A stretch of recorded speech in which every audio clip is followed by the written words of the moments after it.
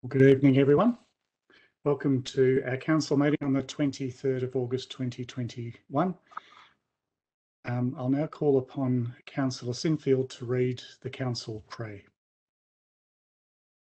My apologies, Mayor, I don't have that in front of me. Would you like for me to read it on your behalf, Councillor Sinfield? Almighty God, we humbly seek your blessings upon this council. Direct and prosper in its deliberations to the advancement of your glory and the true welfare of the people of the city of Boroondara. Amen. I now call upon Councillor Gillies to read the Acknowledgement of Country. Thank you, Chair. I acknowledge the Wurundjeri Woi-wurrung people as the traditional owners and original custodians of this land and pay my respects to their elders past and present and the elders of other communities who may be here today. Thank you, Chair. Thank you, Councillor Gillies. The Local Government Act 2020 enables council to hold virtual meetings. Councillors are participating by remote, by electronic means of communication. The council meeting is being live streamed on the council website to enable the public to be viewing of the proceedings, including councillor deliberations and voting. The meeting is also being recorded and will be made available on the council website as soon as practically possible after the meeting. Should technical problems be encountered, then the meeting will be adjourned until resolution.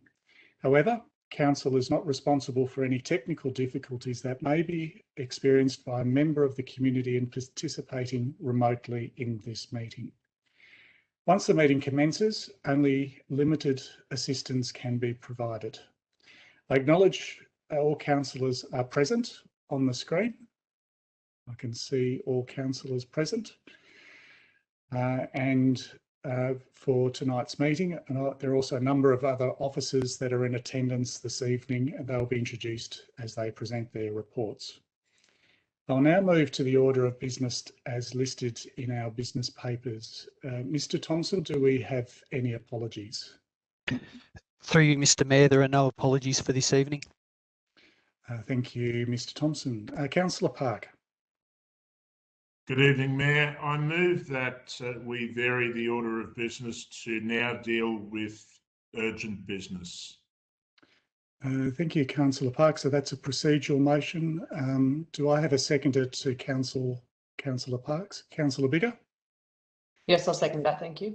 To assist Councillor Park, is there any opposition on this procedural motion? There appears to be none. I'll put that to the vote just for clarity purposes. All those in favour? Declare that carried unanimously. Thank you, councillors. Councillor Park, what is the matter of urgent business? Thank you, Mayor. I'll defer to the councillor who's going to move the motion, and that's Councillor Bigger. Thank you, Councillor Bigger. What's your item of urgent business? Yep, thank you. I'd like to, my item of urgent business relates to the decision made at the Services Delegate Committee on the 16th of August regarding the location of the replacement car park for Bill Street. Thank you, Councillor Bigger. Councillors, we need to admit this item as urgent business. So can I seek a mover, Councillor Sinfield, and a seconder, Councillor Hollingsworth? To assist Councillor Sinfield, is there any opposition on this item? Let's put this item to the vote. All those in favour? I declare that carried unanimously. Councillors, this item of urgent business pertains to the Robinson Road car park, and as foreshadowed last week, I do have a conflict of interest in this. It's a material conflict of interest in accordance with section 128 of the Act. I'm a director of a company where my company is a panel consultant to Homes Victoria, and I would ask governance to exclude me from participating any further.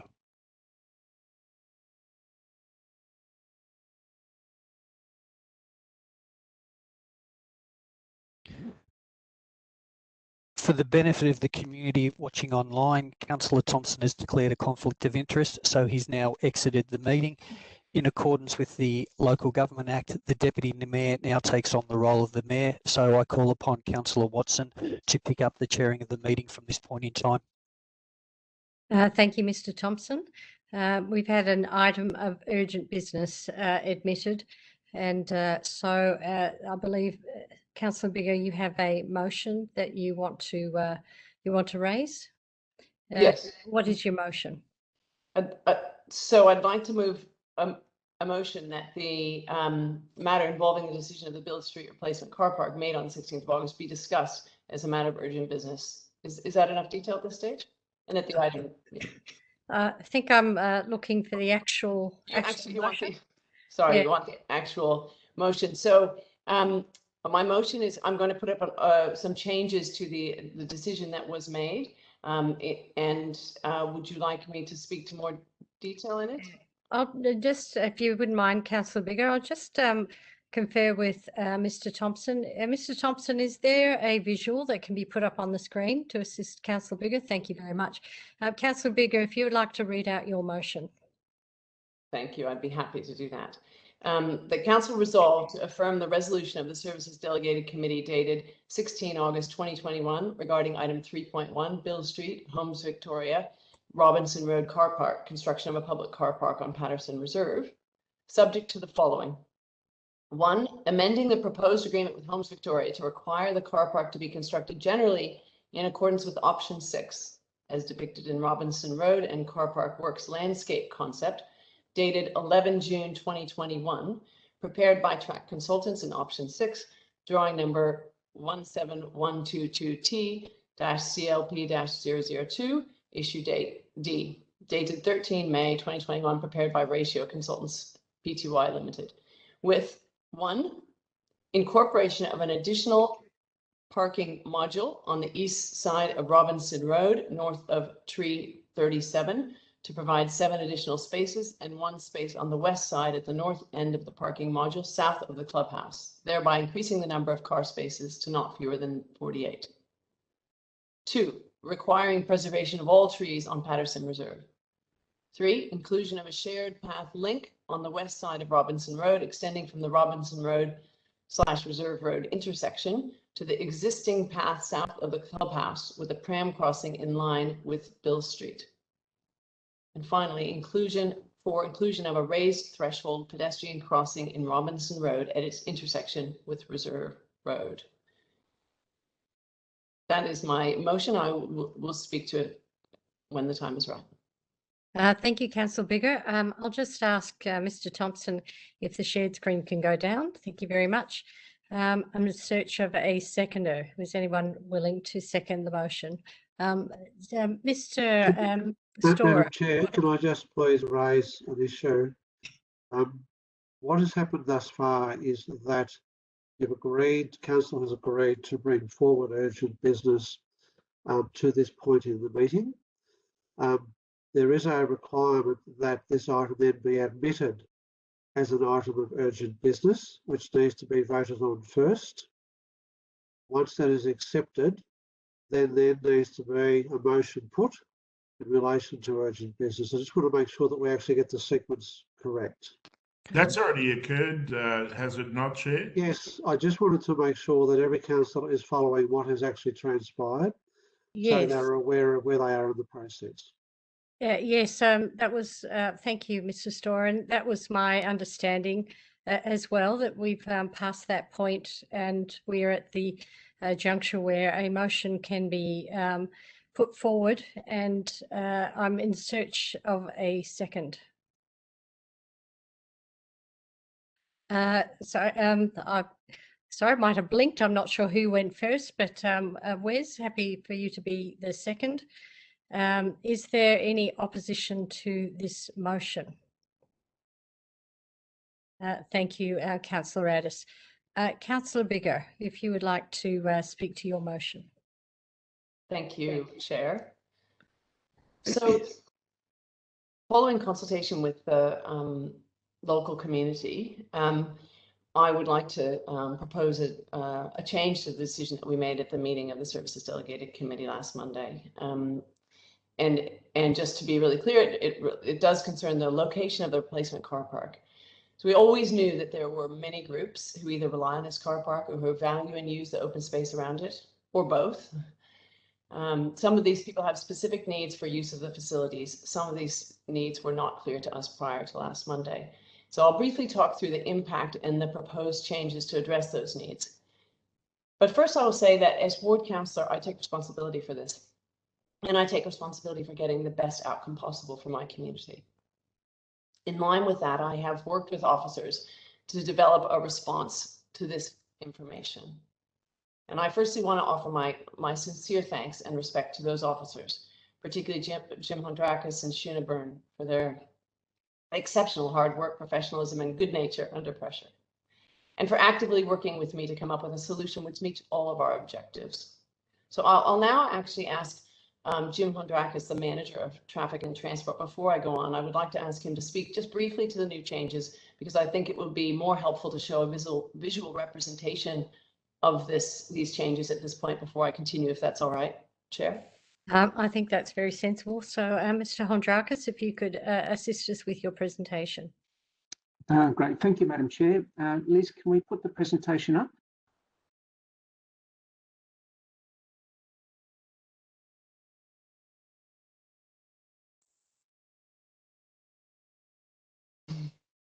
Just got to rotate that.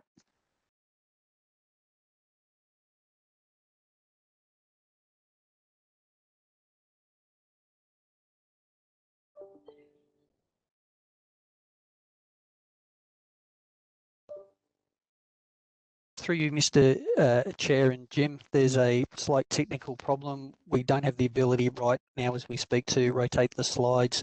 We're doing our best to change them, but at the moment we're unable to rotate them for your presentation. Mr. Thompson, I think for the benefit of the meeting, it might be better if we adjourn for you to fix that technical issue, because I think that the presentation is very key to understanding. So if I could suggest an adjournment, Felicity, Councillor Sinfield, thank you very much. Jim as seconder, and any opposition to an adjournment? There being none, we stand adjourned until the technical issues are resolved. Thank you very much, councillors. Thank you very much for your forbearance, everyone. The technical issues have now been resolved, and thank the community for their patience. Councillors, I'm in search of a motion to resume proceedings in the meeting. Councillor Park? And I'll assume so moved. Councillor Bigger, you're happy to second. Is there any opposition to that? There being none, we shall now resume the meeting. Mr.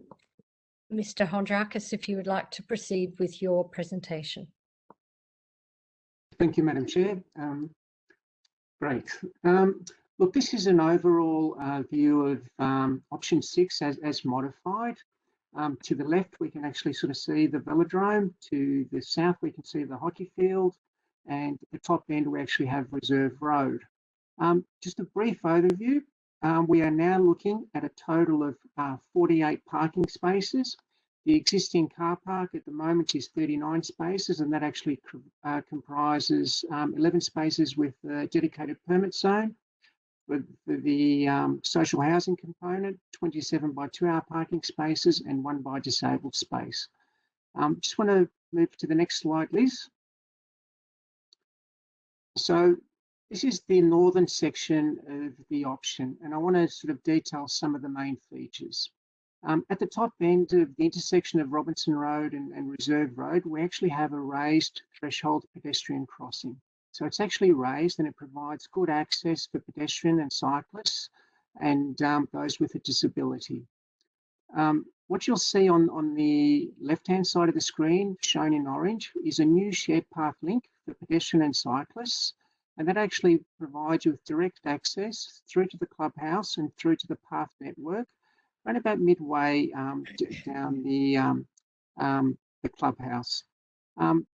Midway, there's also a pram access ramp to provide access through to Bill Street for those people that may be interested in walking through the development and all the way through to sort of Auburn Road. A little bit further, to the south, you'll actually see where we've actually created some additional sort of parking spaces, and these are actually shown in red. Now, there's 7 additional parking spaces proposed on the east side of Robinson Road and 1 additional car parking space on the west side. And to the south of that, you can actually sort of see the disability parking spaces. I think what's important through here is that these car parking spaces are all on the flat.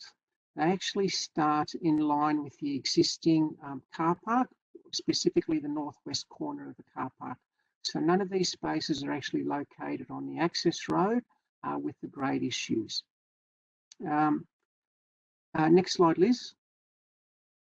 This is actually the southern section, and what we actually have in the southern section is another parking module of 34 spaces. Midway where the number 3 is shown is a raised pedestrian bicycle sort of crossing, which would provide good access for pedestrians and cyclists and also serve to slow down any vehicles that could be using that car park. What's also important is that there's no loss of trees. There's no impact to trees in this section and even in the northern section. Again, looking at a total of 48 spaces. Next slide, Liz. So this is a brief summary of the modified option 6. Essentially 48 parking spaces, the raised intersection treatment up at Reserve Road and Robinson Road, and we've got the shared path link, and that sort of takes into account any sort of cyclist or any pedestrian wanting to come from Robinson Road. They've got good direct access through to the pavilion.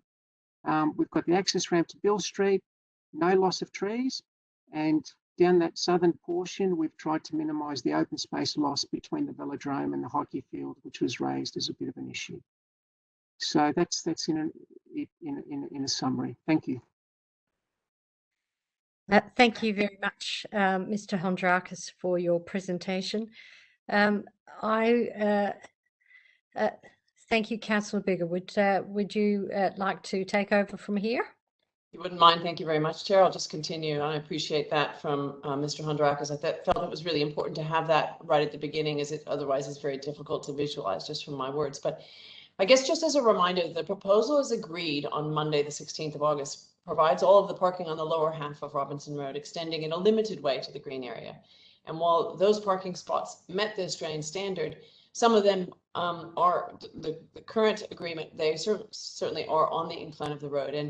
And what we're aware of is that even though those meet the standard, there are a number of users of the velodrome and some who use the pavilion who would find it difficult to use spaces on an incline.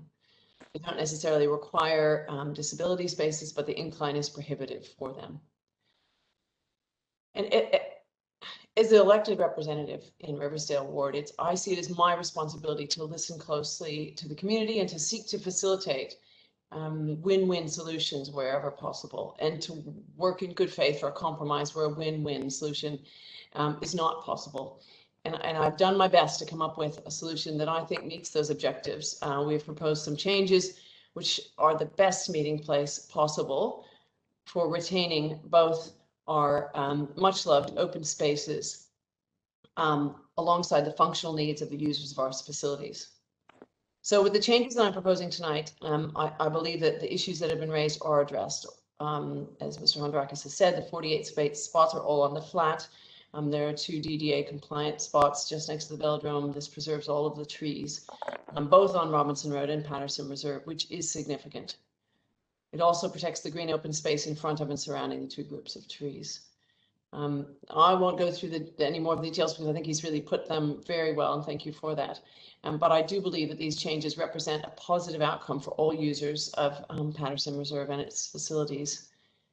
The changes have the support of the hockey club and the cycling clubs, including the inclusive sports training, many of whom we've heard from in recent days. But it is quite important that we consider this access issue for all of our users. I won't say that the neighbors who want this space preserved will be fully satisfied. There will be some sadness with this, and I certainly feel that with them. But they recognize that the loss of the car park due to the Bill Street redevelopment has put all of us in an unfortunate position. And I know they will be grateful that their beloved trees and some of the safe space is saved. I think that though our cars are still a fact of life for many of us, we know that our green open spaces have always been a treasured feature of life in Burndar, and they will only become more so with the rising global temperature and the need for greater canopy cover and green spaces. So I think we'll continue to be challenged and to find a balance between these conflicting interests and concerns. And I only hope that we can do it collaboratively and with respect. So the proposed changes have been carefully developed to satisfy the needs of, I think, both the local community and users of the space in all different ways. I would encourage my colleagues to support these changes to the confirmed decisions from the Monday, the 16th of August. Thank you, Chair. Thank you very much, Councillor Biggar. Councillor Galt, as the seconder, would you like to speak now or perhaps at a later time? I'd be very happy just to, I can't add much to what Susan has just said or Councillor Biggar has just said, but I did note, and we all shared in the feedback this week, both from the sports clubs that pointed out while they were happy to see the parking, there was some difficulty with the slope on the site, and from the local community also wanting to retain space and trees. There's been a huge amount of effort, and I've been very impressed this week with seeing the effort that Susan's put in and with Jim and his staff, and have come up with a fantastically detailed report, which has helped us all. I was particularly warmed by the fact that we now have so much more information about parking availability beyond this in the area, etc., and have a much more global view of the challenges in the area. The solution now put forward, as Susan's pointed out, has no loss of trees, retains much of the green open space, and in my mind presented an excellent balance between the competing interests that for the community, and I congratulate those who worked on it, so I commend that tonight. Thank you. Thank you very much, Councillor Galt. Would anyone else like to speak to the motion this evening? Councillor Gillies. Thank you, Chair. Just a couple of comments. I commend Councillor Biggar, who has worked diligently and sincerely with the community to understand and listen to a really complex range of needs and requirements and requests.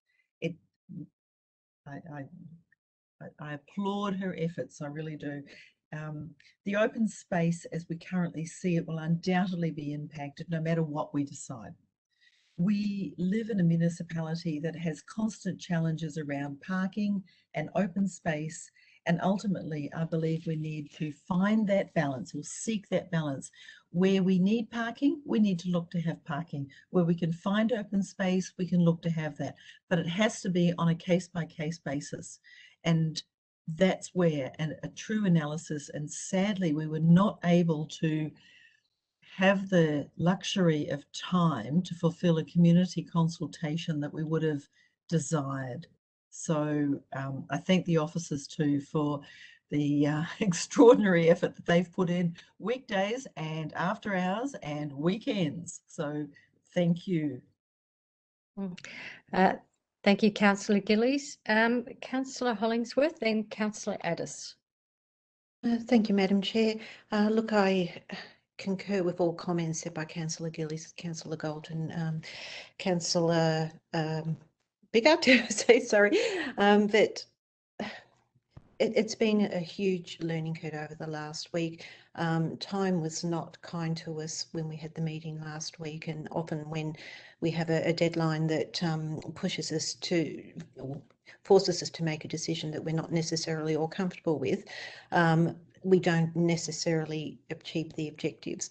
So over the last week, we have heard from various residents, community groups, and we have invested considerable time liaising with the officers, liaising with the ward councillor, and looking at a holistic approach that I believe what's put forward tonight by Councillor Biggar is an excellent response. It's a holistic response, and I believe it is the best outcome that protects our natural urban environment, but also provides a facility to cater to car park users, those in particular that have mobility concerns that do require flat ground.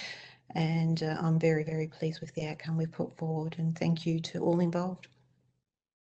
Thank you very much, Councillor Hollingsworth. Councillor Addis. And then Councillor Franco afterwards. Look, thank you very much, Chair. And I really wanted to thank, I think, everyone who's been involved in this, the sports clubs, the councillors, the officers. It's been a fairly hard week for everyone, I think. But as a consequence of this hard week and what we've all gone through, I think we've actually managed to go a long way towards correcting what I think would be fairly described as an inadvertent mistake. So the decision where we were at last week ended up with us in many ways disregarding, I suppose, not knowing about the extent of the inclusive sports, people's needs and our different clubs. Our current situation is that we effectively have 39 parks there, 28 of which I understand are dedicated to the sporting activities, and 11 were associated with the social housing. But in effect, in the last few years, because there's been no social housing, we've actually had a situation where our sports clubs have pretty much been able to use 39 spaces. And what I hear is that they well and truly need those spaces. And if we take this a few, months, years forward, what we're going to end up with is, on the current proposal, we're going to end up with 48 parks. But arguably, we're still going to have the needs of our sports clubs, which have currently been using 39 parks, even though 11 weren't formally theirs. But the reality is we're also going to have the Bill Street development. And the Bill Street development, unfortunately, hasn't provided any visitor car parking. It's meant to provide 41, but in their wisdom, that has not been done. So goodness knows where potentially 41 visitors are going to park. And the other dilemma we face is that I think it's 103 of these units, the social housing units, have actually been allocated 0.6 of a car space, not the one that many of us would argue would be typical for a housing development. So here we are, we've got another 40 spaces potentially we're short of. We add all these up, we've got currently 39 spaces being used by our sports club. We've got 41 visitor spaces lacking, and we've also got potentially 40 spaces that arguably these social housing tenants really should be entitled to have. So what I can see is no matter which way we go, we've got a pretty big deficit here of parking. For me, the advantage of option 2 was that it did provide a few more spaces. It gave, for example, people with disabilities a few more opportunities to come and park here, or potentially it gave visitors to this area a place to park. Last week we ended up with, I think, around 41 spaces. So an awful lot of people were going to be parking in the neighbouring streets. And I think that's really tough on local people. Council, while we're not responsible for this Bill Street development, inevitably we have great sympathy for our local residents, and we'll try to find solutions. To me, this was an opportunity to find the very best solution we could find. To me, what we're suggesting here is not as good as we can do, but I fully acknowledge it's way better than we were at last week, both in terms of the number of parks and the fact that these parks are now on the flat, making them a whole lot more usable for some people with some very special needs, as well as the general community. So I think I oppose this motion for the purpose of debate, because I think it's important that some of these things be aired and said, but because we are so much better off than we were last week, or we currently are until this is passed, I actually will support this motion, as much as I would have rathered a different outcome. But I do thank everyone for working so hard and improving this situation. So thanks, Chair. Thank you for giving me the opportunity to speak. Thank you, Councillor Addis. Councillor Franco. Thank you. I commend the work that Councillor Biggar has done with council officers in developing this revised option. I make the observation, however, that this work was done with a view to avoiding option 2, which was the subject of the rescission motion, and that work was very important, has been very important, with a view to avoiding option 2. And I do not support option 2. I do consider that option that was developed by council officers would be damaging.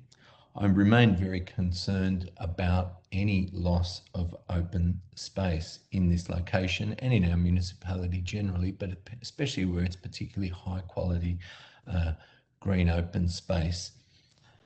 There was, in the lead up to the council meeting last week, there was a shortfall in consultation, and only a small number of stakeholders, primarily the hockey club and the cycling club, were consulted by council officers. And even as councillors as a group, we became aware of it when we received the public report at the same time.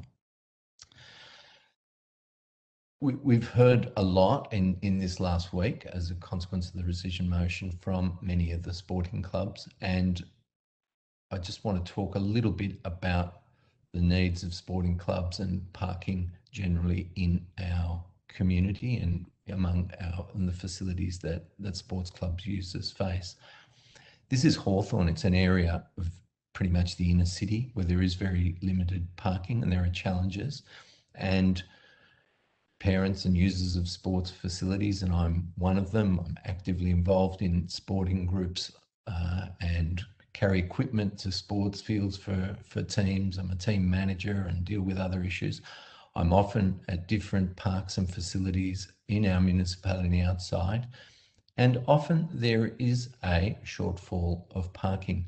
And I understand that, and there are times, I'll just say as a personal observation, we can't always provide a full amount of car parking to cater for all the needs at peak demand times when our sports facilities are in use. It would be great if it was otherwise, but it's not easy and it's not feasible often.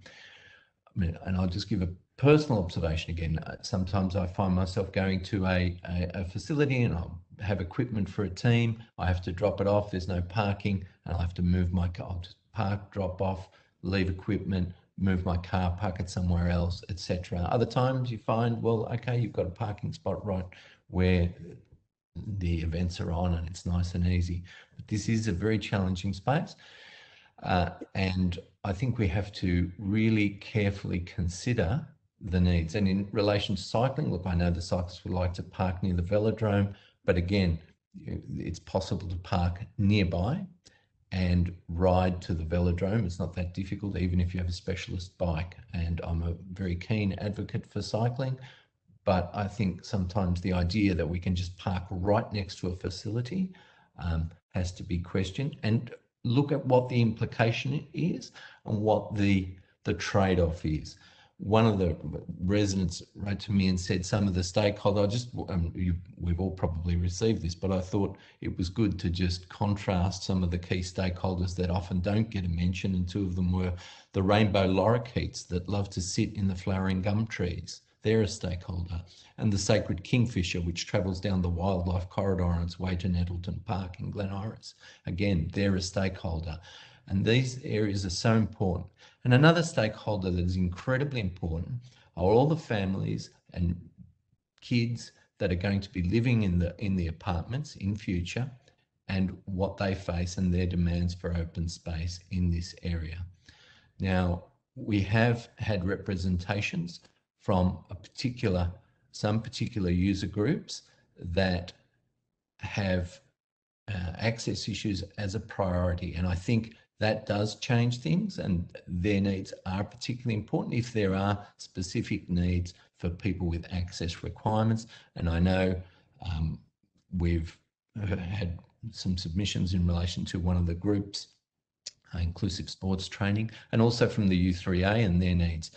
We could potentially, in my view, still retain most of the open space. I'm still remain very concerned about the loss of open space. I know there are broader issues there as to how we manage the parking. And I also want to make the additional observation that there are a number of car parks within this broader precinct that are underutilised. And we have a large car park down further along Auburn Road and various other areas that part of the broader catchment that we're talking about, and they're not utilised. Now, they may not be directly amenable to some people with access requirements, but they're part of a broader precinct. And I think if we as a council want to do our job properly and diligently, sometimes it's incumbent upon us not to rush headlong, accept some quick money from the state government to rush into an agreement to build a car park at the cost of open space, but to say, okay, look, we'll take some of this on board, we'll fund it, but we'll undertake proper wide-scale community consultation with all the parties involved, with all the residents, with the sporting users. We look at the broader catchment of what's available rather than rushing forth in relation to a particular outcome, even if it's 7 days later. And that concerns me. Yes, that could come at a cost to our bottom line as a council, but there's a cost in terms of the potential loss of open space. That said, look, I commend Councillor Biggar for an option that saves trees. I think it's certainly superior to the option that council officers had developed over a broader period of time. I do welcome that, but I remain concerned about the loss of open space. Thank you. Thank you, Councillor Franco. Councillor Stavrou. Thank you, Madam Chair, and I do echo all of my colleagues' sentiments. I think we've all been involved in this week, more or less, under various guises and views. But let me thank the officers first for their efforts. I mean, they've been magnificent. In responding to questions that I've had, and I'm sure that they've been providing options and explanations to everybody. I do understand this is definitely a difficult problem to solve, because however much effort and due diligence, as we've heard tonight, no outcome would make everybody happy with what would be decided. And I do appreciate really the predicament that Councillor Biggar and her ward have been put into, and the words of Councillor Franco that not to rush are wise words, but we didn't have that luxury. But also appreciate how hard it would have been for Councillor Biggar to her personally seeking to navigate through all these limited choices our council faced. Also feel that I want to commend the foresight and fortitude that Councillor Addis and Councillor Watson showed, which I think through their actions paved the way for a reconsideration of our last Monday's decision. And I think it's a real testament, a real testament to the robustness of the governance processes and officer and councillor cooperation to do our best for our community. I think that's one thing that we can take out of this. Let me also say, I'm sure you've all faced this with the number of questions and phone calls from the members of the community and the club leadership for reaching out through email, phone calls to engage, and always very respectful and fruitful dialogue. I think that's really a high point as well.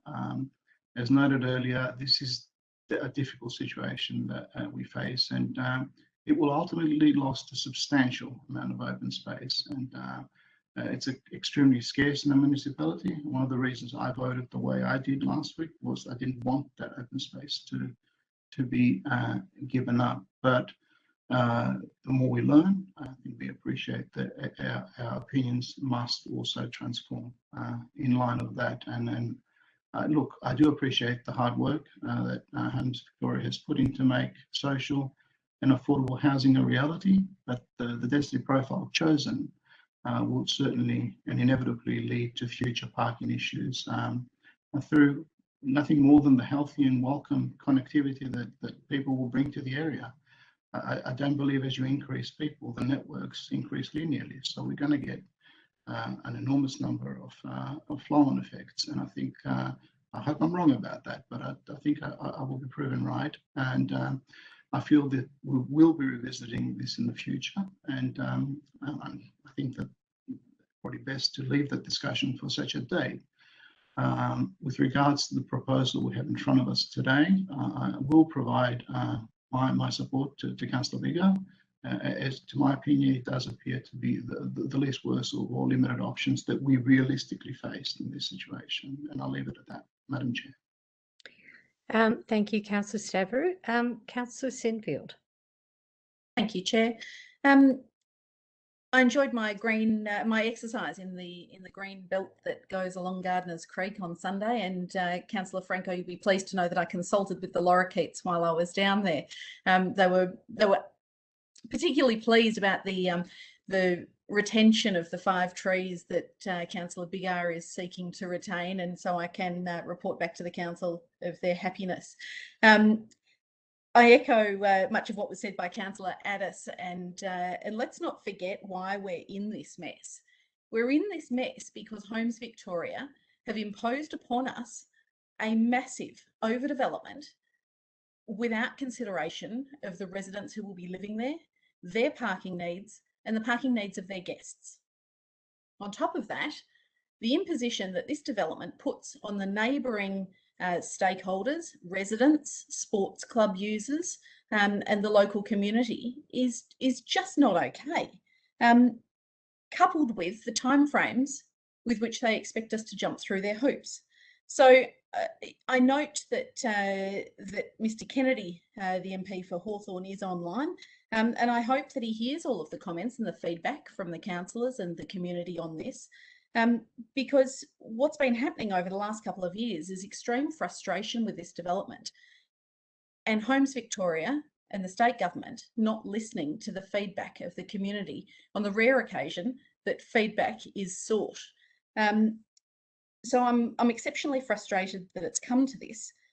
However, in saying that, we are at where we're at, and there's little that we can do about it other than make the best decisions that we can with the information that we have at hand. And I do think that the proposition put by Councillor Biggar tonight is an improvement on where we were at last Monday. And I thank her for the huge amount of work and consideration that has been given to that in the last few days or weeks since we last met. I am very pleased to support this motion tonight, and I think that it is the best outcome.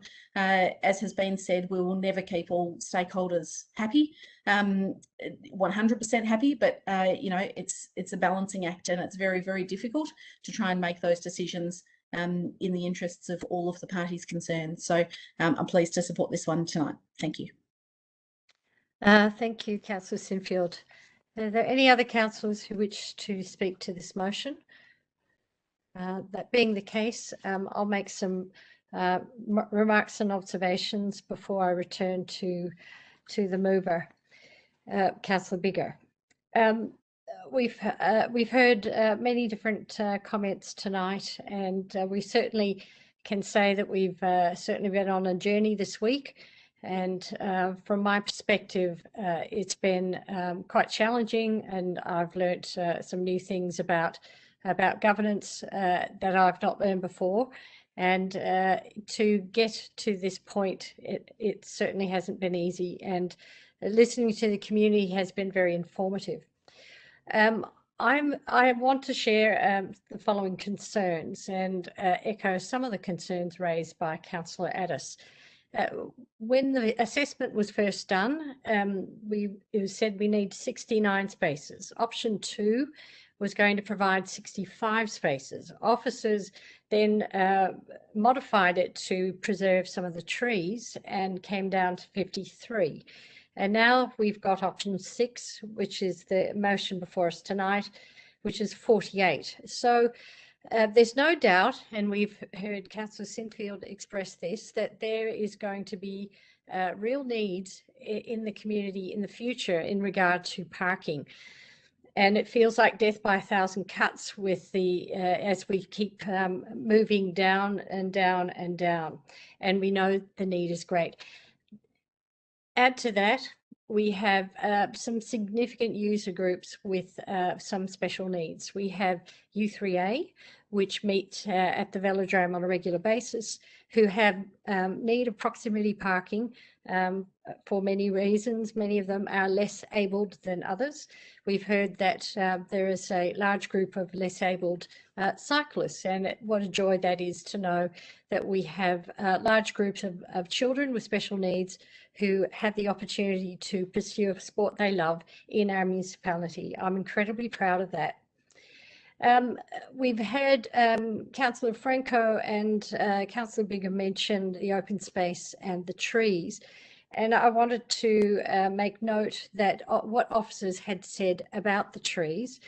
And there is no significant trees. These are not original stands of red gums. They're in many cases, you wouldn't need a permit to remove them off your land because they wouldn't be covered under tree local law. In fact, 2 of them are marked for removal because they're in poor health. And there was only 1 tree that was really identified as of importance. This open space, all open space is not of equal value. This space certainly has a degree of utility to it because it's in between 2 sporting pavilions or 2 sporting uses. So I think it's ideal for parking. And the gradient is something we certainly heard a lot about this week, and that need for access on level ground. And I believe that the option that we have this week responds to that need as opposed to last week when it did not. We've heard from Councillor Sinfield about the 103 social housing units with 0.6 of a car. I own a whole car, I don't own 0.6. So we know that that's going to be an issue. No visitor parking is an issue. People in units do have people visit them. And I think that saying that there's a shortfall of 41 visitor car parking spaces doesn't even begin to come close to what will happen. From my old town planning days and transport planning that I did when I was a student, there's 6 to 8 traffic car movements a day per dwelling. So we can see that this area will be under considerable stress. So I want to draw attention to the fact that we have had a modified option 2 presented to us by our officers twice. And I believe that by not trying to maximise the spaces in this green area that I see as having great utility value and not a great deal of aesthetic value would be an error in judgment and foresight. Because once we make this decision here today, and we have Homes Victoria who is going to pay for this car parking, any other needs that may arise in the future, and I believe that the forecast demand is fairly self-evident, we will be paying for anything that we do out of our council budget, if that's what we do, or we're going to have to try and manage the impact on our residential streets, which I don't think is an acceptable option, by the way, because proximity parking for our elderly users and for our sporting users has been shown as a clear and present need. So proximity parking as much as we can, knowing and understanding what the future looks like, and in terms of congestion, the future is fairly grim for this area. Even though I do applaud the work that Councillor Bigger has done to try and balance all the interests and concerns of the different groups in her area, I will not be supporting this motion because I believe that the officer's recommendation is the one that goes closest to meeting the needs for this area and the future. So I'll close my remarks there and return to Councillor Biggar as the mover of the motion. Thank you, Chair. I guess I'll just echo what I said before. Firstly, that is the ward councillor. I'm grateful for the involvement of fellow councillors this week. I do see this as my responsibility to get right. There have been some suggestions that we should squeeze in as many car park spaces as possible. I think the reality is that we need to find the right balance between retraining the trees and the parkland, the open space, the lorikeets, for those who already rely on them, and for the many new residents who will want and need those in several years' time when this development is complete. We don't know how great the demand will be for visitor parking in this new car park. We don't. We are guessing, and it's not worth losing more parkland and trees for an additional 5 spaces at this stage. We need to remember, all of us, that Burndara residents tell us repeatedly, consistently, and often very emphatically that one of their highest priority concerns is that we protect their open space and trees where we can. And I think, on balance, this motion does that tonight. And before I finish, I certainly want to, again, really thank the representatives of the hockey and cycling clubs and the local residents for their willingness to engage constructively and to work with us to achieve the best possible outcome. I look forward to working with them and Homes Victoria to having a positive and collaborative relationship as further issues will come up in the next few years, certainly. And I believe that to do that, we will need hard work and optimism, collaboration, and maybe even some kindness. I've experienced all of those this week from my community as we've worked this through, and I'm really grateful for that. So I appreciate the support of my colleagues on this motion. Thank you. Thank you, Councillor Biggar. I will now put that motion. All those in favour? And if you could keep your hands raised until I call your name. Councillor Park, Councillor Stavrou, Councillor Sinfield, Councillor Hollingsworth, Councillor Gillies, Councillor Addis, Councillor Galt, Councillor Biggar, Councillor Franco, your hand is not up. So my apologies. Those against? Councillor Watson and Councillor Franco. I believe that motion is carried. Thank you very much for everyone's participation in the conversation. Councillor Galt. Thank you, Madam Chair. Look, I didn't want to confuse the motion tonight in any way, shape or form, but there was a number of comments about the loss of open space, and that's one of these things that Councillor Biggar had to wrestle with and others had to wrestle with this week. But I believe we've got a small opportunity to enhance space in that area. Yeah, and there's a Councillor lot of, Galt, is this something you'd like to bring up in general business? well, we could put it to there. It relates to this item and this area. If you'd like to retain it to then, I'm more than happy to do that. Yeah, thank you, I'll be guided on that. Yeah, thank you, Councillor Galt. The discussion on the motion is actually concluded. I appreciate what you were, the direction you're heading in, but I believe for the governance of the meeting that those remarks and comments that you'd like to make would probably be better placed in general business. I'll confer with Mr. Thompson as to being correct on this issue. Mr. Thompson, if you could please provide some advice. Through you, Madam Chair, I concur with the advice that you've offered to Councillor Galt. Thank you very much, Mr. Thompson. And Councillor Galt will return to your thoughts at the appropriate time in the meeting. Thank you, Madam Chair. Yeah. Councillors, I believe that I will be stepping down from the chair now that this item has been concluded, and we await the return of our Mayor, Councillor Thompson, and he will resume the chair and conduct the rest of the business of the meeting.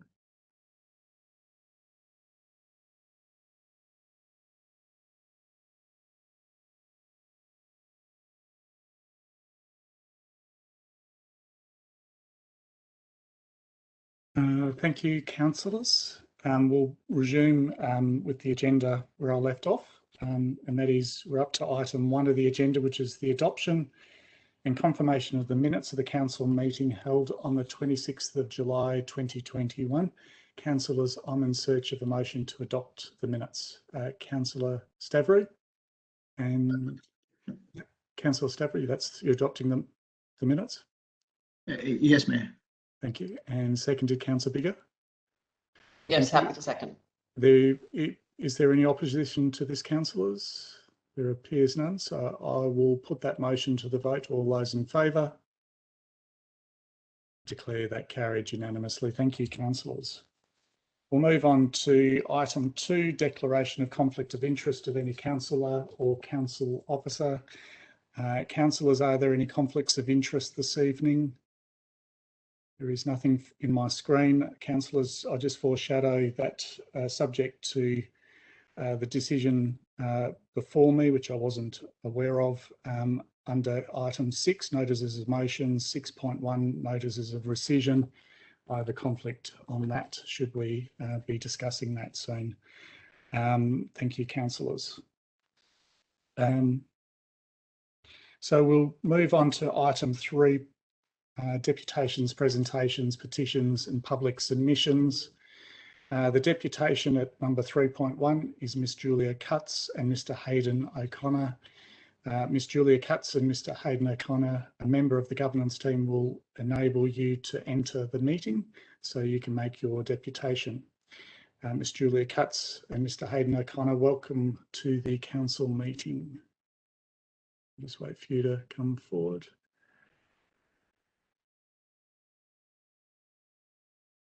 Are you there, Miss Cutts and Mr. O'Connor? Yes, I am here, Mayor.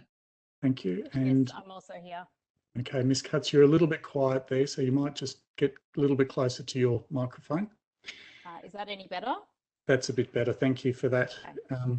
So the purpose of your deputation, as I understand, is to provide context to the petition which was tabled at our council meeting on the 26th of July 2021, requesting council to remove the reference to the council prayer from the governance rules and cease its use at council meetings.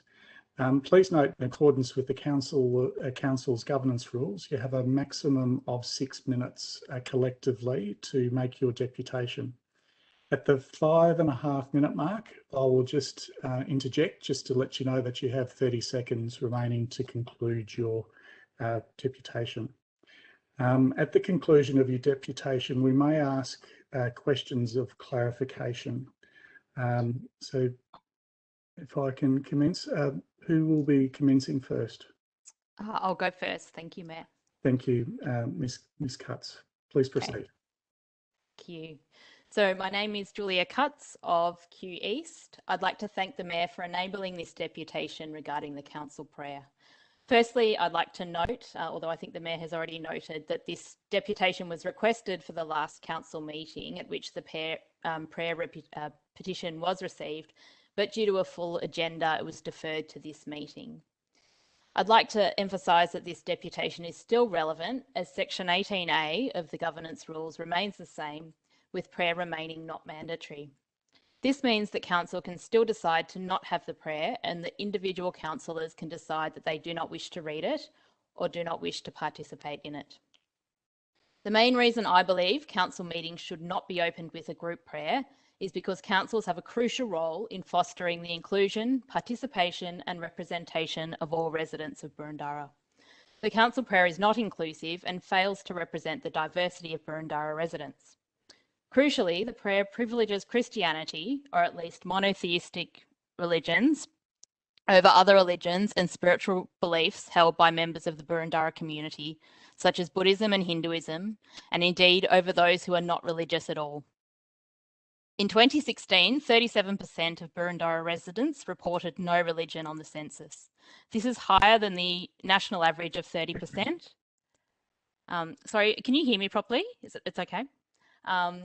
Suggesting that the prayer, a blatant demonstration of religion, is out of step with the demographics of Boroondara. Perhaps even more importantly, the percentage of Boroondara residents reporting Christianity as their religion fell from 63% in 2001 to 46% in 2016.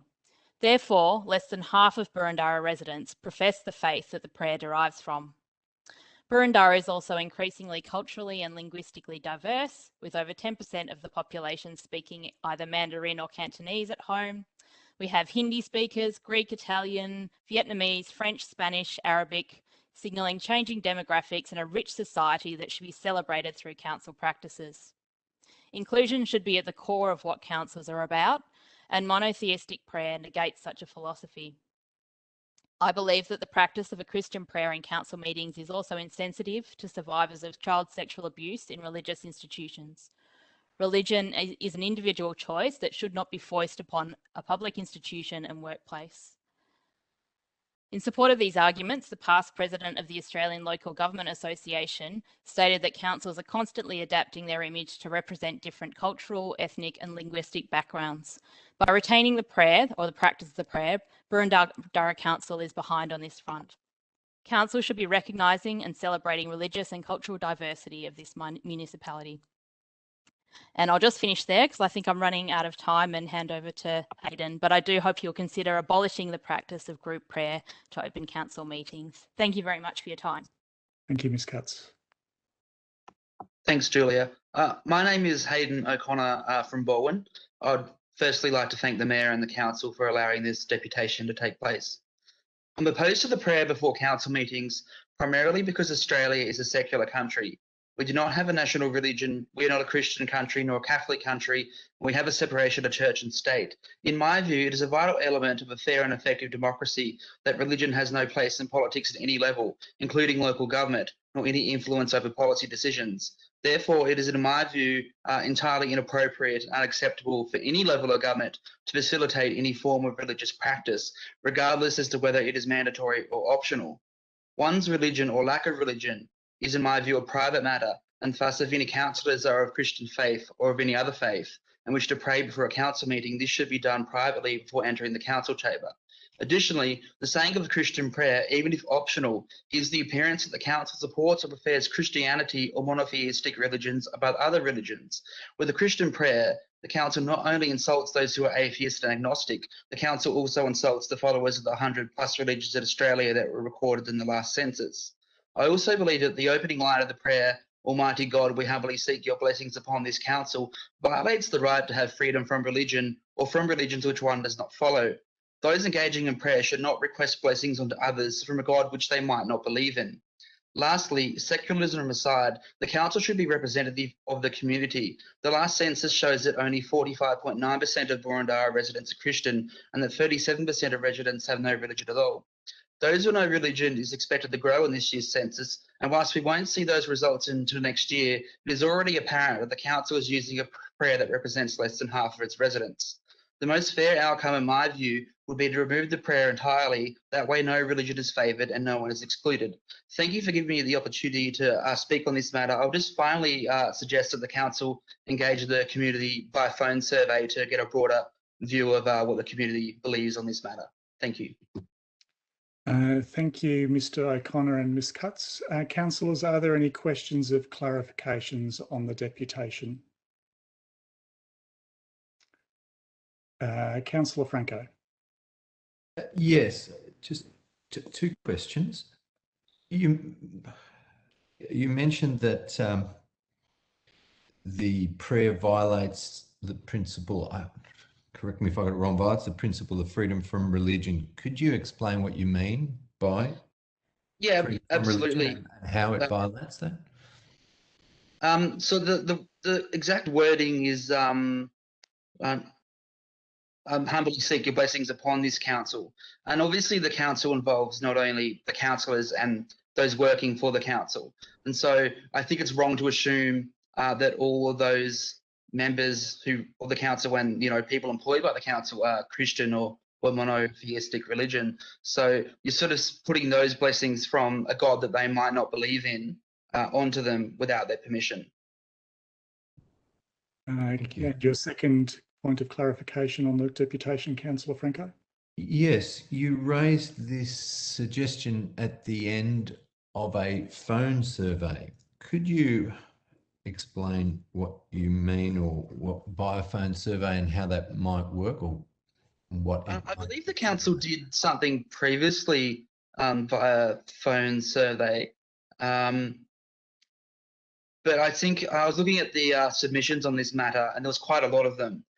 So I think, I think it'd be good to engage the community further on this matter to get a further, I guess, clarification of what people think, particularly when you look at the census, which suggests that, less than half of the community is Christian. Okay. Thank you, Mr. O'Connor. Councillors, any further questions? There appears to be none. Ms. Cutts and Mr. O'Connor, thank you very much for your deputation this evening to the petition that was submitted. Thank you again. Thank you.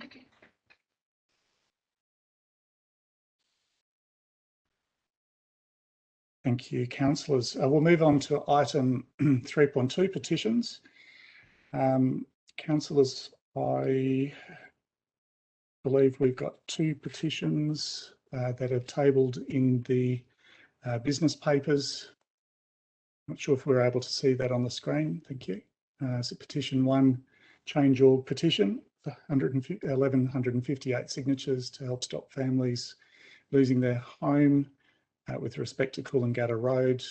Petition number 2, petition requesting council to provide urgent heritage protection via heritage review of interim heritage overlay over Rosebery Street, Hawthorn, to refuse estate any demolition of any potential building, heritage grade houses 2021, July 2021. Thank you, officers, if we can drop that. So, councillors, I'm in search of a motion to note and to receive. Councillor Sinfield, and seconded Councillor Hollingsworth. To assist Councillor Sinfield, is there any opposition to that? There appears none. Councillor Sinfield, do you wish to speak to this or put it to the vote? No, I think it speaks for itself. Thank you, Mayor. Thank you. We'll now put that motion to the vote. All those in favour? Declare that carried unanimously. Thank you, councillors. We'll move on to public submissions, item 3.3, public submissions. And we have Miss Susan Murphy, who will be joining us. A member of the governance team will enable access for you to join our meeting. Miss Murphy, can you hear me? Would you mind ducking out for a minute? I'm about to go on. Good evening, Miss Murphy. Good evening, Miss Murphy. How are you? Good evening. Thank you, Mayor. Thank you, Chair. So, the purpose of your public submission, as I understand it, is to be heard in support of your written submission on item 7.5, protection of council assets and control of building sites, which is the Local Law 2021, in accordance with section 223 of the Local Government Act 1989. Please note, in accordance with the government's rules, you have a maximum of 3 minutes to make your submission. At roughly about the 2.5 minute mark, I'll let you know that you've got about 30 seconds to conclude your presentation. And if you just stay online, there might be some questions of clarification from councillors. Thank you, Ms. Murphy. You may commence. Thank you. Thank you, Mr. Mayor, Chair, councillors, officers, ladies and gentlemen.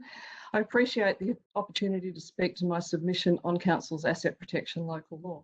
I'm a long-term resident of Boroondara. My family moved into the area when I was 6 months old. I've lived here most of my life. As disclosed in my submission, I'm also an employee of the City of Boroondara. My comments are informed by knowledge from within the organisation, but I've sought to minimise any conflict of interest or perception of one. I've discussed this with my managers, the Coordinator Asset Protection and Governance ahead of this submission, and I appreciate their input. I'm a biologist by training and occupation. I've got specialist knowledge of urban vegetation and its management, and I understand the challenges of keeping it fit for purpose. My expertise includes planting and establishment, urban soils, site assessment and climate.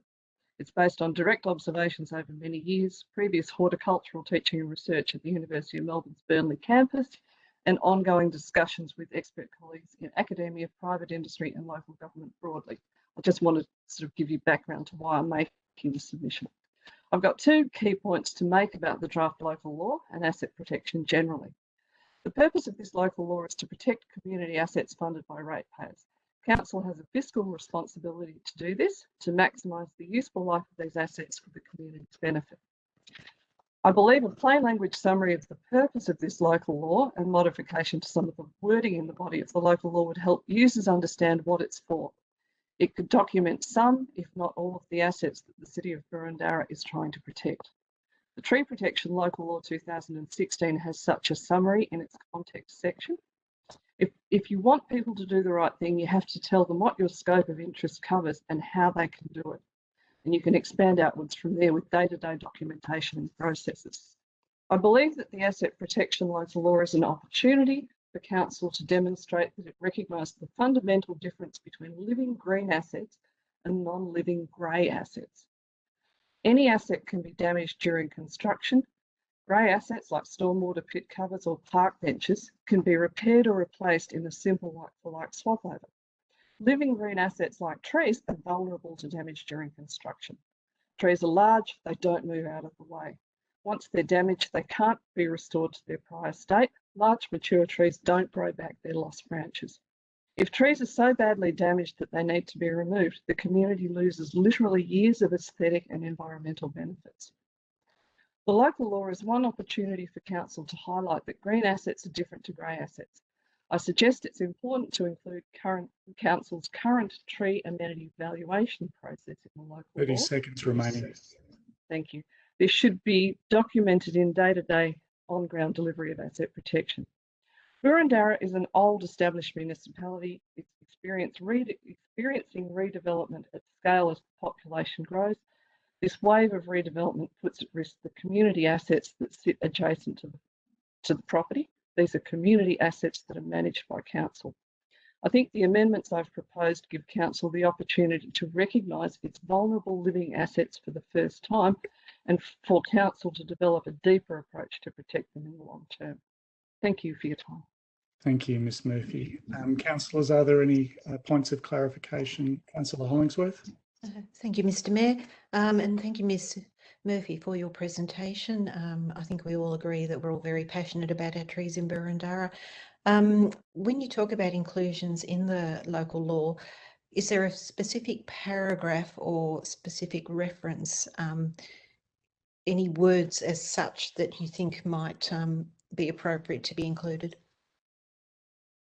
Thank you, Councillor Hollingsworth.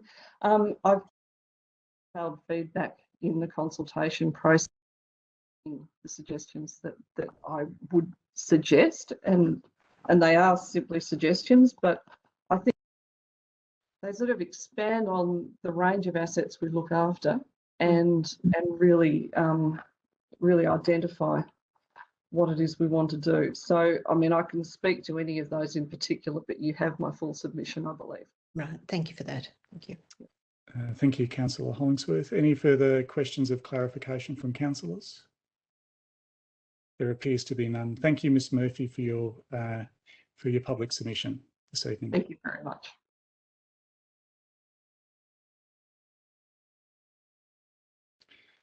So, councillors, we'll move on to item 4 of the agenda papers, informal meeting of councillors. I believe there will be a motion put up on the screen, which is to note and receive the record of informal meetings of councillors annexed to the meeting minutes. If we can drop that, councillors, I'm in search of a motion. Councillor Radis and Councillor Park. As printed. Yep. And I think Councillor Park, your hand was in the shadow, but I think I did see it ahead of Councillor Gillies. Is there any opposition to that?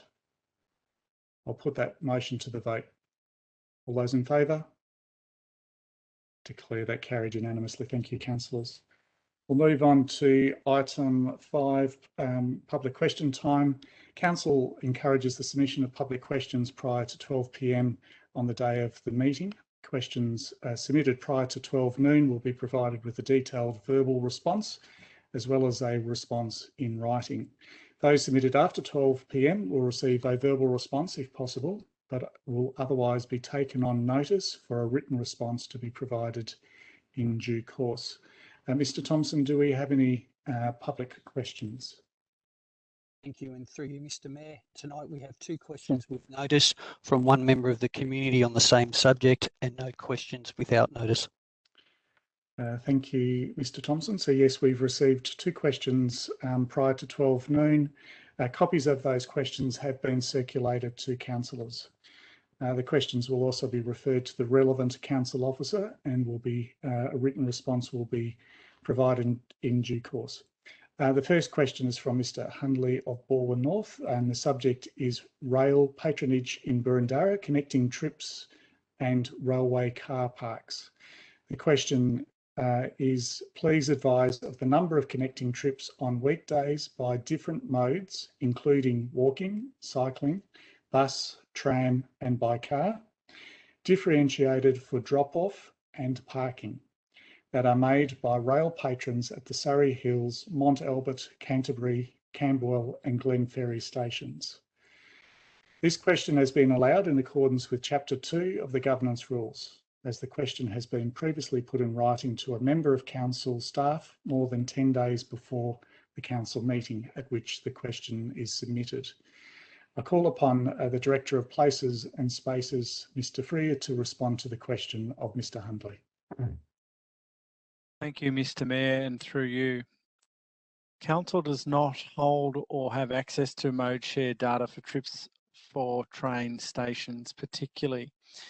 An expensive, intrusive and potentially lengthy face-to-face survey of every train passenger would be required to gather reliable data to the level of detail described in the question.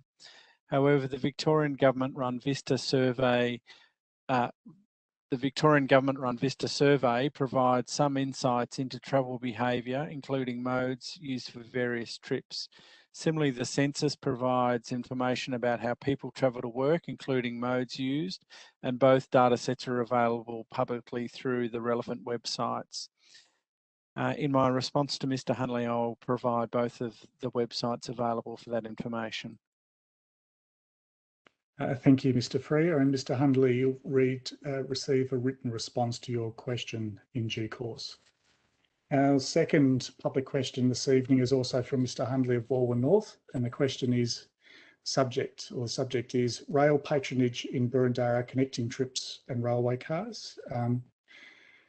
The question is, please advise of any analysis the council proposes to undertake or has access to, which it assesses likely mode shift from car-based connecting trips, each of these stations, and the likely uplift in rail patronage at each of these stations that would accompany improvements in connecting public transport services and walking and cycling facilities in the absence of increased car parking capacity at these railway stations.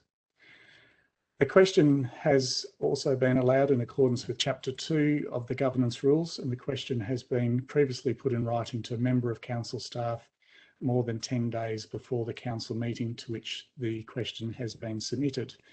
I again call upon Mr. Daniel Freer, Director of Places and Spaces, to respond to the question from Mr. Hundley. Thank you again, Mr. Mayor, and through you. Council does not have detailed analysis as described in the question to determine the likely mode shift from private vehicles to public and sustainable transport modes for accessing train stations. Council does not have the access to this information readily, and again would require extensive research to be undertaken. We will continue to maintain and upgrade the footpath and shared path network as the budget allows and advocate for improved public transport services as appropriate, and will continue to work with state authorities in regard to collecting this data. Thank you. Thank you, Mr. Freer, and Mr. Hundley, you'll receive a written response to your question in due course. We'll move on to item 6 of the agenda, notices of motion. Mr. Thompson, do we have any notices of motion? Thank you, and through you, Mr. Mayor, we have one notice of motion which is set out in your business papers this evening. Thank you, Mr. Thompson, and councillors, as I foreshadowed a little bit earlier this evening, I'm declaring a material conflict on this item. I'm a director of an architectural practice that is a panel consultant to Homes Victoria. The item under consideration relates to a matter where the material interest is held by Homes Victoria as one party to the outcome of that decision. I'm declaring my material conflict in accordance with section 128 of the Local Government Act 2020. Thank you, councillors.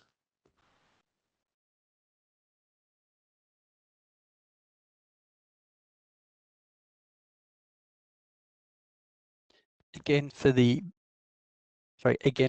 members of the community who are watching tonight, the Mayor's declared a conflict of interest. So in accordance with the Local Government Act, the Deputy Mayor, which is Councillor Watson, will now resume chairing of the meeting. Thank you very much, Mr. Thompson. Now the item before us is a notice of motion, and I'll call upon Councillor Addis to speak to that notice of motion. Thank you very much, Councillor Watson. Look, I think under the circumstances, we no longer require to put that notice before us. Thank you.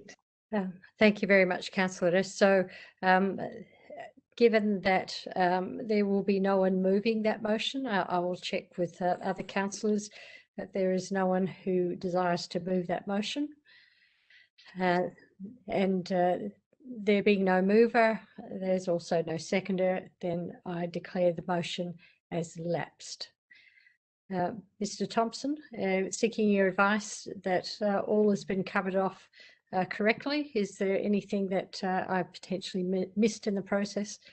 And if not, then we await, I conclude the matter and await the return of our Mayor, Mr. Thompson, to the meeting. Through you, Councillor Watson, the I's have been dotted, the T's have been crossed, and we're just about to bring the Mayor back into the meeting. Thank you very much, Mr. Thompson. So I will step out of the chair and await the Mayor's rejoining the meeting.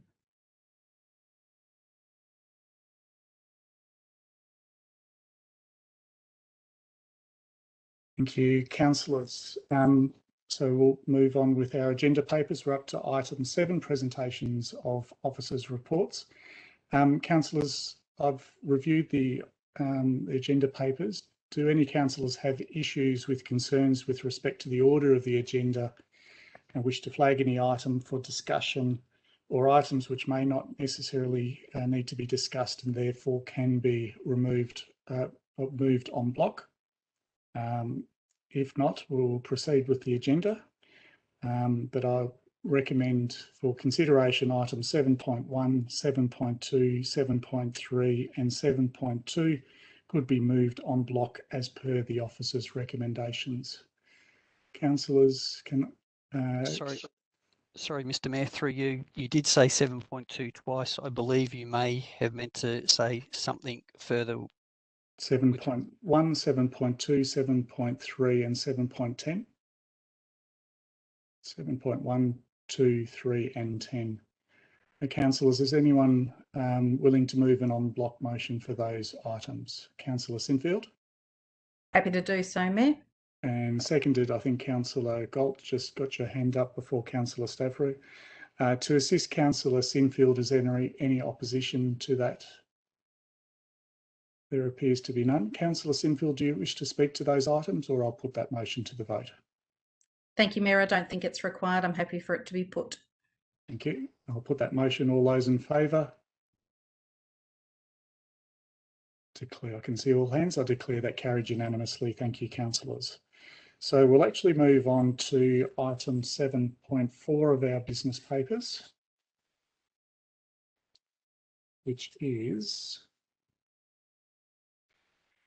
amendment to the temporary accommodation at the former Baldwin Leisure Centre.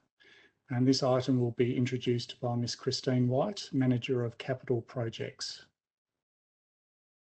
Thank you. Through you, Mayor, in 2019, Council resolved to defer the demolition of the Baldwin Leisure Centre to house 2 community groups, Interchange Inner East and Canterbury Norwood Baptist Kinder, until their permanent relocation at Canterbury Community Precincts, scheduled for completion mid to late 22. As it transpired, Canterbury Norwood Baptist Kinder was able to continue operation from the church complex, leaving the childcare facility at Baldwin Leisure Centre vacant. It is proposed to utilise the unoccupied section of Baldwin Leisure Centre to house the Through Road Early Learning Centre from January to mid-22.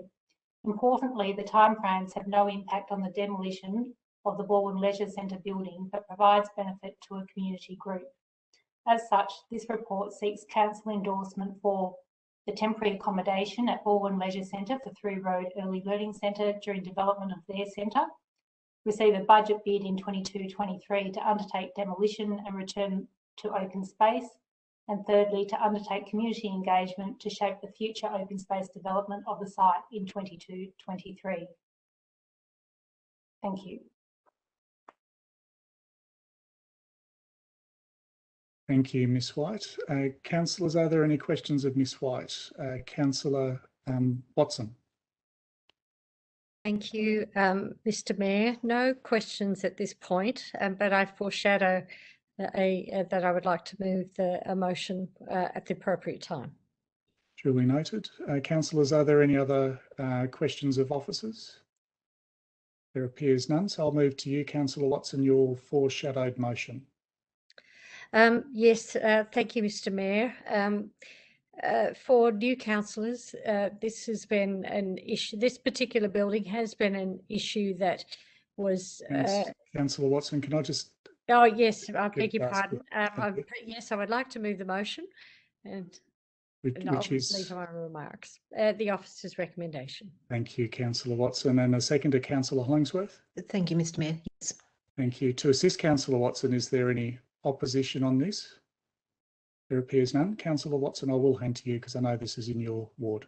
Yes, thank you very much, Mr Mayor, and my apologies and breach of meeting procedure, and yes, quite anxious to discuss this one with fellow councillors. Councillors, this has been an issue through all of last term, and actually has its origin in the previous council term, as meaning the term that commenced 2012 and ended in 2016. So we have been able to, we have committed to the community at the building of the Burundara Leisure Centre that we would demolish and consult with the community about what would be done with this return to open space and what that might look like. We've had a number of needs, and having this particular asset has enabled us to meet different needs within the municipality, and in the process save a great deal of money. We've had the Baldwin Library there. We've had groups from Canterbury locate there, a childcare centre, and we had foreshadowed the need for the Canterbury Norwood Baptist kindergarten go there. That need has now not arisen, but another one has. And in discussing this prior to this motion coming to us, I was very concerned that this return to the community to say the use of this space is coming to an end, and to follow through on our commitment to return it to some sort of open space / recreation activity of a different kind, I think is drawing upon us. So given that we had foreshadowed and the use of this particular building for a certain time frame, and the need from the Linden ward was going to fall within that time frame, I'm happy to support the motion, but I certainly made it clear that this has come to an end, and I have every expectation that we will be moving this facility and towards the outcome that we had committed to our community in not only the previous council term, but the one before that. So I commend this motion to my fellow councillors and seek your support. Thank you, Councillor Watson. There was no opposition to that, so I will now put that motion to the vote. All those in favour? I can see all hands. I declare that carried unanimously. Thank you, councillors. We'll move on to item 7.5 of our business papers, protection of council assets and control of building sites, Local Law 2021. This will be introduced by Ms. Tina Barakis, who was the former manager of civic services when the time that this project started, is now the manager of libraries. Thank you, Ms. Barakis. Thank you, Mayor, and good evening, councillors. The protection of council assets and control of building sites, Local Law 2011, is due to expire on the 1st of September 2021. As a result, a comprehensive review was undertaken to inform its replacement, the protection of council assets and control of building sites, Local Law 2021. And the objectives of the review were to address the gaps, the issues and challenges experienced in enforcing the Local Law 2011 and incorporate plain language to ensure any ambiguity is removed, allowing more effective enforcement of the local law. Ms. Barakis, would you able to speak up a little bit? Just it's a bit faint to hear. I can see some councillors. Closer. Is that better? That's better. Thank you. All right. So a draft local law was developed by incorporating feedback from internal and external stakeholders, reviewing feedback and complaints received from the community that our officers had to investigate at various building sites during the last couple of years, undertaking benchmarking against other councils, and seeking assistance from Maddox lawyers to simplify the language in the local law and review all of our proposed changes. Subsequently to that, a community consultation was undertaken, and that concluded on the 29th of July this year. So 143 people visited the website, 84 people viewed our documents online, with council receiving a total of 5 written submissions. All the submitters were supportive of the proposed Local Law 2021. Council also wrote to the Victorian Building Authority and neighbouring councils, the cities of Yarra, Stonington and Banyule, inviting their feedback. However, none of them chose to provide a response. So 3 of the 5 submitters, including that of Ms Murphy, provided feedback that it was unclear whether the term council assets included council's green infrastructure, and a couple of submitters suggested to amend various clauses to support the specific protection of green assets. While the proposed local law and the associated definitions do not exclude the protection of council's green infrastructure, officers have considered the community feedback and have amended the definition of council assets in the proposed Local Law 2021 and specifically listed nature strips, street trees and other vegetation as part of that definition. Additionally, I'd like to highlight there are 2 typos in the draft local law in Schedule A. Clause 24.1 should read 15 penalty units instead of 10, and clause 27.1.1 should read 10 penalty units instead of 15, and both of those clauses relate to temporary vehicle crossings. So should the local law be adopted tonight, officers will develop operational guidelines to assist with enforcing the Local Law 2021 to ensure a consistent approach and understanding of all assets, including council's green assets. Having undertaken the statutory process under Part 5 of the Local Government Act 1989 for the making of the proposed local law and considered all submissions, officers are now seeking council resolution to make the protection of council assets and control of building sites Local Law 2021 with the amendments to Schedule A in the 2 clauses I mentioned as presented. Happy to answer any questions. Thank you. Thank you for that. Councillors, are there any questions of officers? Councillor Addis. Thanks very much, Mr. Mayor.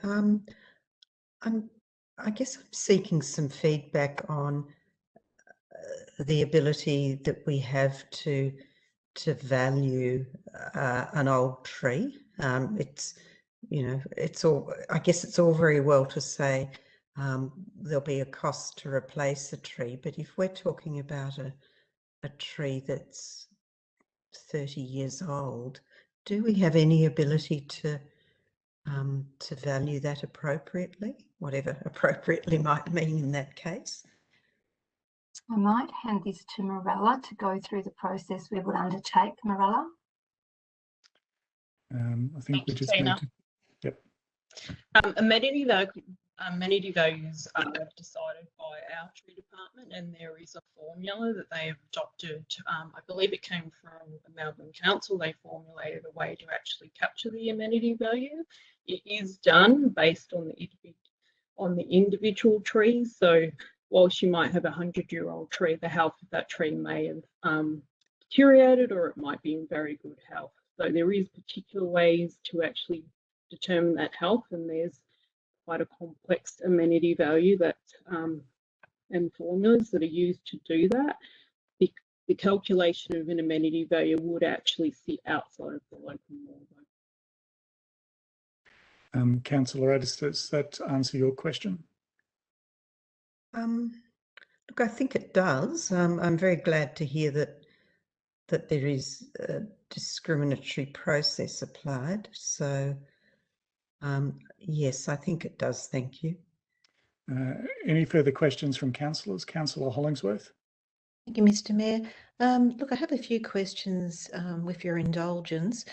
One of them is with regard to page 3 of the proposed local law, where it refers to council means City of Boroondara, and then it actually talks about council assets, and it lists from A down to G, and it does refer to C, which is nature strips, but I would have liked that to be a little bit broader and actually include nature strip trees or nature strip vegetation. And I know it was mentioned by Ms. Murphy in her presentation that, you know, perhaps this could actually be strengthened a little bit by acknowledging the importance of our trees. I find the word nature strip a little bit ambiguous in the sense that that could be curb, channel, or soil, but to definitively actually say trees and put a high reference on the importance of our trees, I think is very important, and it can't be disputed by the community then if there is a breach or any damage done to our green asset. It's actually there that trees is part of the description. So I think your question, Councillor Hollingsworth, is the clarity around what Ms. Murphy presented. And Ms. Barakis, you touched on that a little bit earlier. Are you able to respond to Councillor Hollingsworth? My understanding is that the definition of council asset has been extended to include nature strips, but also under item 8 of the definition, we have included street trees and other vegetation as well. Yeah, I just thought for completeness, if it could also be included in council assets so that there's no doubt, no confusion with the community if there was a need for them to read the terms of the local law, because by repeating it throughout the local law, there can be no doubt, and it might strengthen it. Sorry, thank you, Councillor Hollingsworth. I think we can add it. Oh, thank you very much for that. The other question I had, and this may be more governance, I believe I know the answer to this, but it's more for the benefit of the community that may be listening tonight. It talks about the Local Government Act 1989, but then it also refers to Local Government Act 2020.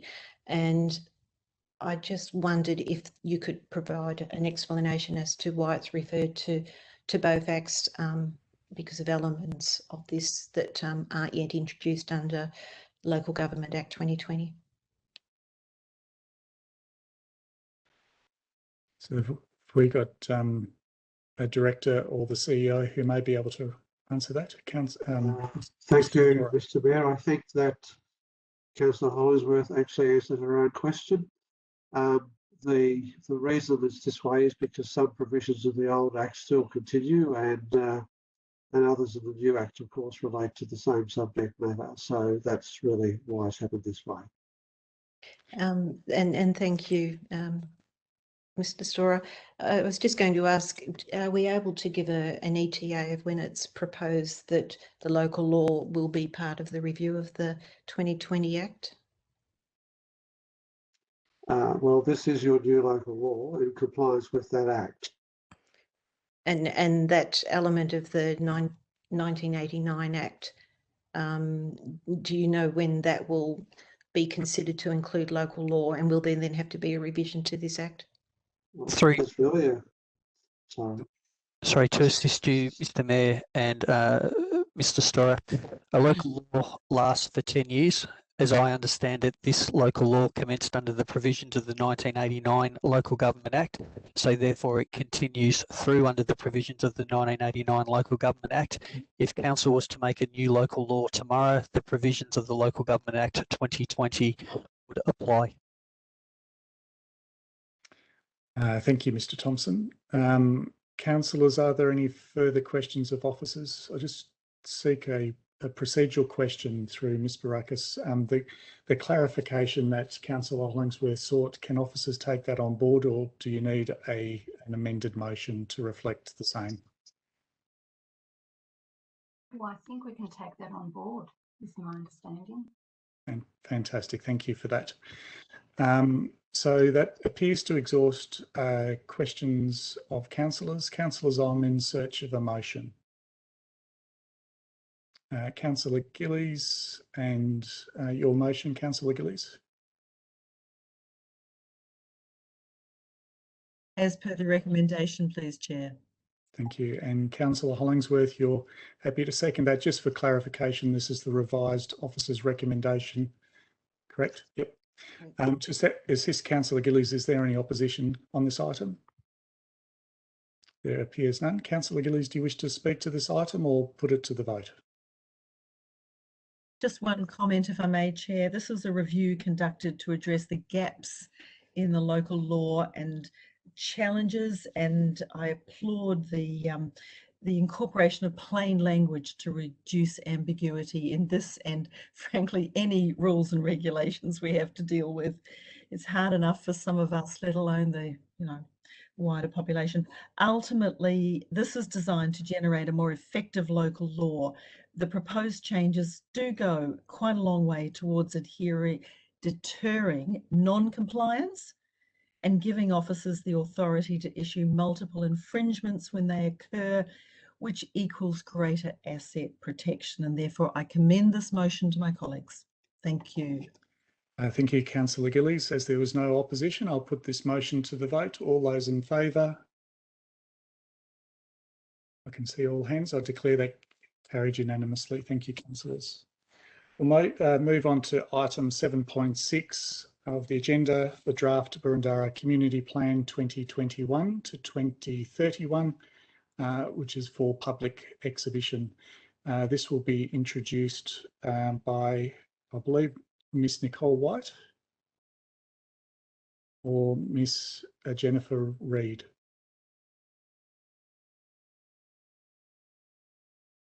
Miss Nicole White. Thank you, Mr. Mayor. The purpose of this report is to seek Council's endorsement of the draft Boroondara Community Plan 2021-31 for public exhibition between 24th of August and 14th September. The Boroondara Community Plan is Council's key strategic document and incorporates the 10-year community vision, the Council Plan and the Municipal Public Health and Wellbeing Plan. The Boroondara Community Plan and its 7 themes also directly inform Council's suite of strategic documents, which forms our integrated planning and reporting framework. This will be the first time Council has integrated the Council Plan into the Boroondara Community Plan, which will provide a direct line of sight from what is most important to our community through to Council's delivery of the vision through its planning, actions and reporting. Building on the inaugural Boroondara Community Plan developed in 2016-17, the renewed plan is underpinned by a comprehensive community consultation and engagement process undertaken between December and April this year. The process provided Council with the opportunity to hear directly from the community over 2 stages of consultation, during which over 5,000 community members were engaged. The draft Boroondara Community Plan is guided by our community's vision and remains structured around 7 themes. Community feedback confirmed the 7 themes from 2017 continue to reflect our community's priorities today. Officers recommend that Council resolves to endorse the draft Boroondara Community Plan for public exhibition from the 24th of August to the 14th of September 2021. Thank you. Thank you, Ms White. Councillors, are there any questions of officers? Councillor Watson. No question. Mr. Mayor, foreshadow a motion at the appropriate time. Thank you. Councillors, any further questions? There appears none. Councillor Watson, your foreshadowed motion. The officer's recommendation. Thank you, Mr. Mayor. Thank you. And I'm in search of a seconder. Councillor Gillies. Thank you. To assist Councillor Watson, is there any opposition? There appears none. Councillor Watson, do you wish to speak to your motion? Yes, briefly, but Mr. Mayor, I'd just note that Councillor Park's hand was actually raised first, but I just draw that to your attention. I apologise, Councillor Park. Your hand is in shadow. You need to put a spotlight. No, I was purely seeking to second. That's fine. Thank you, Councillor Park. Councillor Watson. Thank you. I'll speak very briefly to the motion. 2016, when I was elected, it was the council was in full flight for doing a consultation with the community for the Burundara Community Plan. It was a joy to participate in it then, and it was a joy to participate in it when we did a refresh. Absolutely wonderful to have the opportunity to listen to our community members and find out what was most important to them. I commend the work that the officers have done to integrate this plan into the very important document that is the council budget, and I will keep my comments brief and say thank you to all of the officers who've been involved in pulling this together, and to all my fellow councillors who experienced the same joy as I did in meeting with our community and gaining a greater understanding of what is most important in Burundara. So I'll leave my remarks there. Thank you, Mr. Mayor. Thank you, Councillor Watson. I recognise, councillors, this is quite a bit of strategic work that we've done with our community, so I'll invite any other councillors who may wish to add a few comments before we put this motion to the vote. It doesn't appear to. Councillor Gillies. Thank you, Chair. I would just like to echo Councillor Watson's comments, and also just to really thank the hundreds of community members who participated in this consultation process. And I hope they enjoyed being a part of this, because this is a really important document. It lays really important strategic and ongoing commitments on our behalf. And I just hope that those community members actually enjoyed being a part of that process, because it was important. Thank you, Chair. Thank you, Councillor Gillies. Councillor Hollingsworth. Thank you, Mr. Mayor.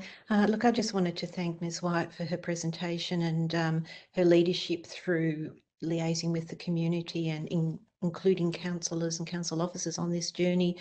It is wonderful to get the feedback from the community, and as Councillor Watson and Councillor Gillies said, it's always a delight to be afforded the opportunity to liaise with community. But I must point out how difficult this has been during a COVID environment, and here we are in lockdown number 6, and to have such extensive and commitment to involvement and interaction and response from community, whether it be through virtual meetings. When possible, there have been small groups of physical meetings, but also online consultation and phone consultation. And just looking at, one of the opening pages of the community plan, health and wellbeing is quite a focus. And we look at significantly, mental health. We look at communities very concerned about climate change and the impacts on health, but also, sadly, mental health and prevention of all forms of family violence, and also, reducing alcohol harm. So while there's a lot of uplifting commentary in the report, there's also the harsh reality that there's been significant impact on community during COVID, and it's certainly highlighted in this and identifies ways that we can all work together to help build a better Burundara. And I thank you for your work and all your team. Thank you. Thank you, Councillor Hollingsworth. I'd just like to reiterate thanks to our council officers, but also in particular to all of our community members who did show great enthusiasm for active involvement with all of us, both virtually and we had the pleasure of actually doing some workshops as big groups as well, which was Fantastic. So on that note, I will now put this motion to the vote. All those in favour? And I can see all hands, and including Councillor Parks. I now declare that motion carried unanimously. Thank you, councillors. We'll move on to item 7.7, the June 2021 quarterly financial report. This will be introduced by Ms. Callista Clark, Acting Chief Financial Officer. Thank you. Thank you. And through you, Mr. Mayor, this report presents the June quarterly financial report and includes detailed financial reporting of the full year results for the 2020-21 financial year. In terms of Council's financials, Council's net operating result for the year is a deficit of 9.4 million compared to the September amended budget of 13.5 million. Against the full year forecast, Council's result came in 1.53 million unfavourable against the forecast deficit of 7.9 million. The full year result includes the actual impacts of COVID-19 on Council's revenue and expenditure streams, and variant explanation is provided in attachment 1. Some of the favourable variances include better than anticipated user fees and charges income, lower support payments for the leisure and aquatic facilities, and additional open space contributions received during the year. For priority projects, our priority project expenditure for the year is 26.23 million, and the total net forward commitments for priority projects to be completed in 2021-22 is provided in attachment 1. Capital works expenditure, the actual expenditure for the year is 75.68 million, with 86% of works completed against the September amended budget. And this is primarily due to expenditure delays and the impacts of COVID-19 restrictions during the 2021 financial year, resulting in some planned works being delayed. Against the full year forecast, Council completed 95% of capital works expenditure. The overall financial position at 30th of June 2021 is satisfactory with a working capital of 1.77. This concludes the presentation of this report. Officers seek Council endorsement of the officers' recommendation noted in the report. Thank you. Thank you, Ms. Clark. Councillors, any questions of officers? Councillor Stavrou. Thank you, Mr. Mayor. I have a question and possibly foreshadow a motion as well. Thank you. The question through you, Mr. Mayor, to Ms. Clark. Just on page 153, had I read it a bit earlier, I could have possibly sent an email or something, but the last bullet point in the partial offsets, are you referring to an accounting loss? I'm assuming that's a policy change or just something similar to AASB 16 or 15? Yeah. Thank you, Councillor. No, thanks for your question. That Council has a share in the regional landfill of Clayton South of 35%, 35.32% to be exact. And this is an accounting non-cash entry. This is recognised at year end because that's pending once Clayton landfill counts are finalised. So it's a non-cash entry and it represents the revenue and expenditure and net assets and liabilities of Clayton landfill. So that's the share that's recognised in Council's income statement. Thank you. Thank you, Councillor Stavrou, and that's a net loss, Ms. Clark. Yep. Right. Councillors, any further questions? Otherwise, I'll return to Councillor Stavrou. There appears none. Councillor Stavrou. Thank you, Mr. Mayor. Look, as foreshadowed, I'd like to move the officer's recommendation and commend Ms. Clark and the team for the good work in putting the paper together and the report. Thank you. And I'm in search of a seconder to that motion. Councillor Sinfield. Thank you. Second. To assist Councillor Stavrou, is any opposition? And Councillor Stavrou, I note that you've spoken to that. Do you wish to speak any more? Otherwise, I'll put that motion to the vote. You can put the motion. Thank you. Thank you. I'll now put that motion. All those in favour? I declare, yes, I can see all hands. I declare that carried unanimously. Almost thought the CEO was voting for a minute there, but alas, he's not entitled to. Thank you. We'll move on to item 7.8, final outcomes of the 2021 general valuation. This will also be introduced by Ms. Clark. Thank you, Ms. Clark. Thank you, Mr. Mayor. The purpose of this report is to advise Council of the final outcomes of the 2021 general valuation undertaken by the Valuer General Victoria. The level of value date is 1 January 2021 and the new valuation will come into effect 1st of July 2021. It is being used for apportioning rates for the 2021-22 financial year. The process consisted of 4 stages and all stages were completed by the Valuer General, who undertakes and provides the valuations to Council for rating purposes. The final certification, commonly known as the Generally True and Correct Certificate under the Valuation of Land Act, has been received from the Valuer General. This is provided in attachment 2 of the report. The Valuation of Land Act requires that all properties be valued on the basis of highest and best use. This requires all properties to be assessed on the basis of potential use and not necessarily actual use. The concept applies to both site value and capital improved value, CIV. Council's rates are struck on the basis of CIV valuations, while the site value is used by the State Revenue Office for the levying of land tax assessments. In the year since the return of the 2020 general valuation, the overall movement in CIV property valuations has moved by 2.47%. The 2021-22 valuation and rate notice contains an explanation of the valuation process and advises the ratepayer of the process to be followed should they wish to query the valuation. Under the Valuation of Land Act, ratepayers have up to 2 months after the valuation and rates notices have been issued to formally object to their valuation. The general valuation will impact the distribution of rating liability across the municipality. It does not provide Council with any additional rate revenue.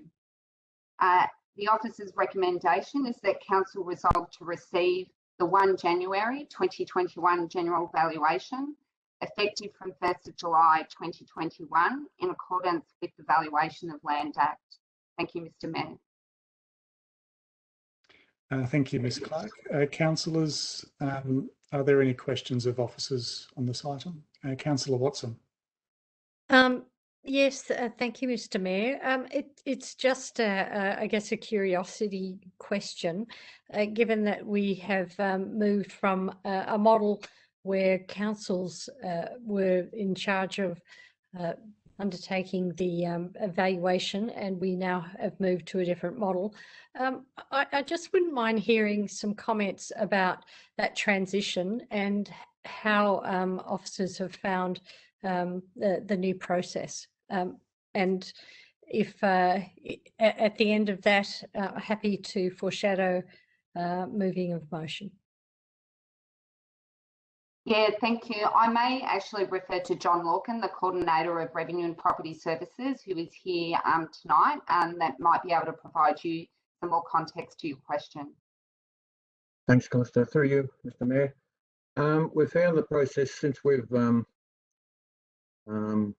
elected the Valuer General to be the valuation authority. The process has worked quite well.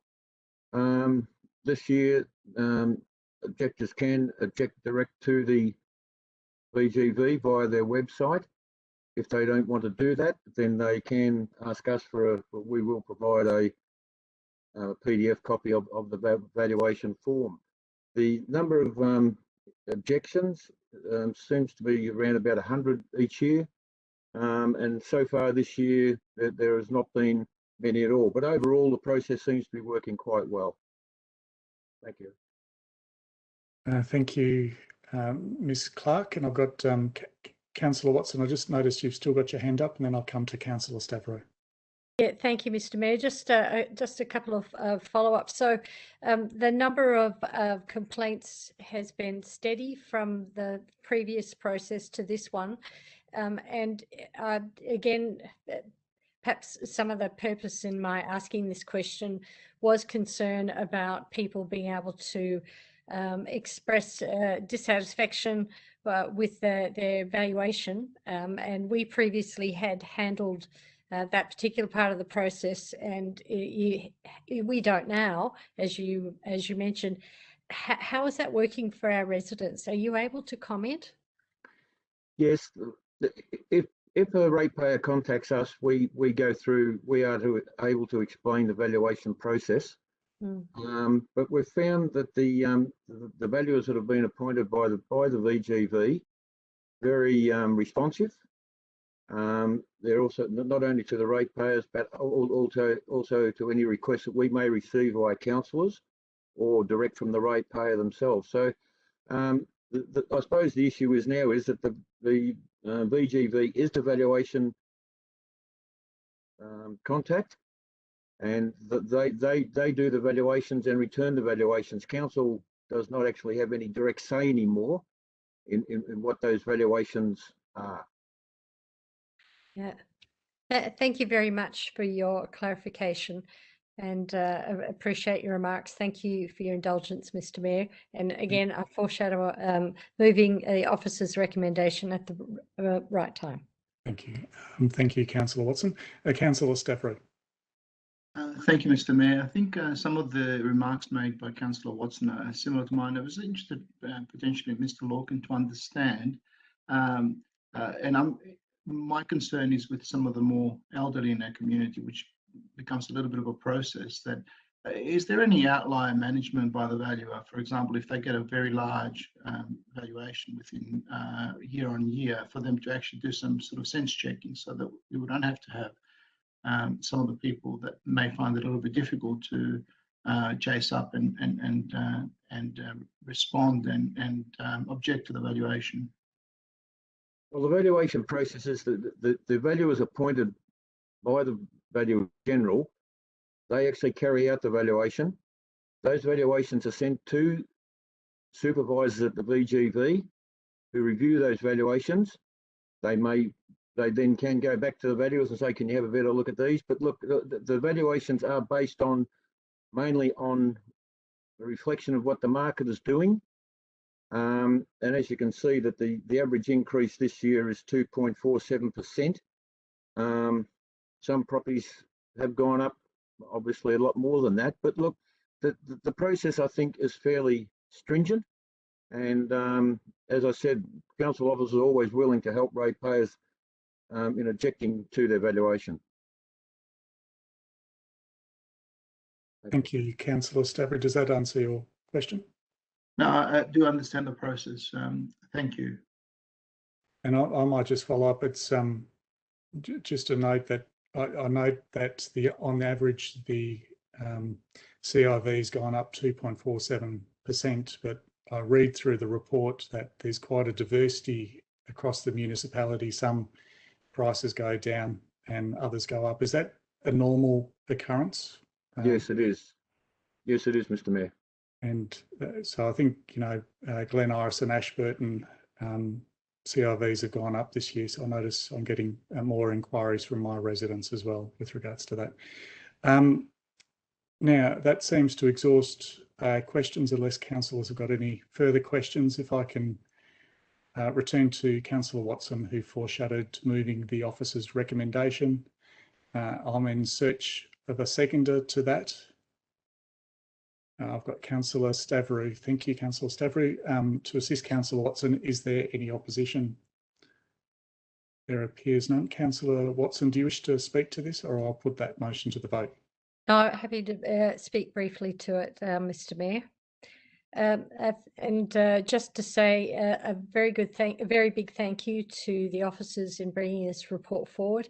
I had grave reservations when we changed from municipalities being in charge of these valuations to a more centralised form with the state government doing it.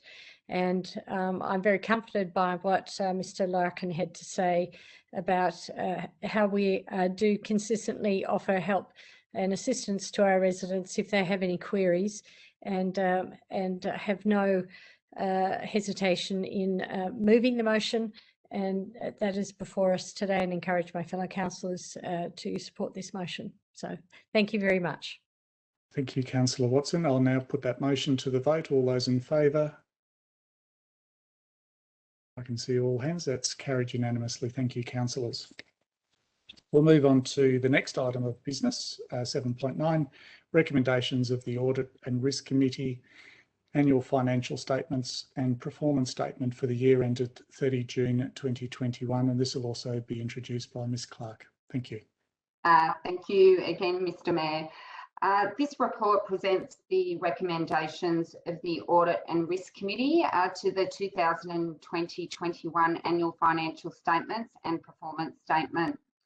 The Audit and Risk Committee meeting was held last week on the 18th of August pertaining to the financials and performance statement, and was reviewed by the committee and endorsed for Council's consideration. Council's external auditors, HLB Manjud, representatives from the Auditor General's Office were present at the Audit Committee meeting and completed the audit of the annual financial statements and performance statement. The external auditors have found no issues that would warrant a qualification of the financial statements, and advised the committee that the Auditor General has given preliminary approval subject to Council endorsement. Included in the recommendations is also to authorise the Mayor, Mr Gary Thompson, and Councillor Nick Stavro to certify the annual financial statements and performance statement in their final form. The development of the annual financial statements and performance statement has been prepared in accordance with accounting standards, the local government reporting regulations, and other internal policies. The financial statements have also been prepared in accordance with the local government model financial report. Following adoption of the recommendations in this report, the annual financial statements and performance statement for 30th of June 2021 will be forwarded to the Auditor General's Office for sign-off expected early September. This will be in time to meet the statutory deadline of 30th September for submission of Council's annual report to the Minister. Thank you, Mr Mayor. Thank you again, Ms Clark. Councillors, any questions of Ms Clark on this item? There appears none. I'm now in search of a motion. Councillors prepared to move. Councillor Stavro. Thank you, Mr Mayor. I'll move the officer's recommendation. Thank you. And a second to Councillor Park, just in before Councillor Franco. Thank you, Councillor Park, as a seconder. Is there any opposition on this item? There appears none. Councillor Stavro, do you wish to speak to this? Otherwise, I'll put the motion to the vote. Only briefly to thank the officers for their work. These accounts, a huge amount of work goes into getting everything ready for the audit and for the good management of the budget and the whole financial enterprise. Thank you very much. Thank you, Councillor Stavro. I'll now put that motion to the vote. Councillors, all those in favour? I can see all hands. I declare that carried unanimously. Thank you again, councillors. So that brings us to item 8, general business. Councillors, are there any items of general business? Councillor Galt. So I've got Councillor Galt, Councillor Sinfield and Councillor Franco. Thank you, Mayor. I'd like to return to an item I started earlier tonight, and I'm really just seeking an undertaking from officers, and if council approval of that is required, I'll be seeking that tonight as well. In the discussion around the Robinson Road car park, we discussed a number of councillors, including Bigger and Franco, talked about the loss of green space. Whilst I think that the option 6 that was worked on busily during this week and has now been accepted has minimised that loss, there was a concern that we're in trying to balance the requirements of local groups and the local residents. There might be some feeling of loss over green space, and I think there's an opportunity that ties to that. I would also tie this comment to an intent I believe we will have once or when the Climate Action Plan is accepted to increase the tree canopy throughout Boroondara.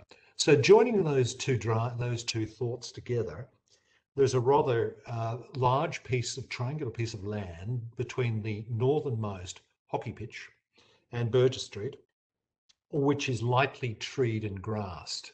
And I think we're going to, over the next year or so, be looking for opportunities to increase canopy with small woodlands or urban forests. And I'd like to ask if the officers would mind researching the opportunity for using that triangle of space at the end of Burgess Street as one of those more heavily treed areas.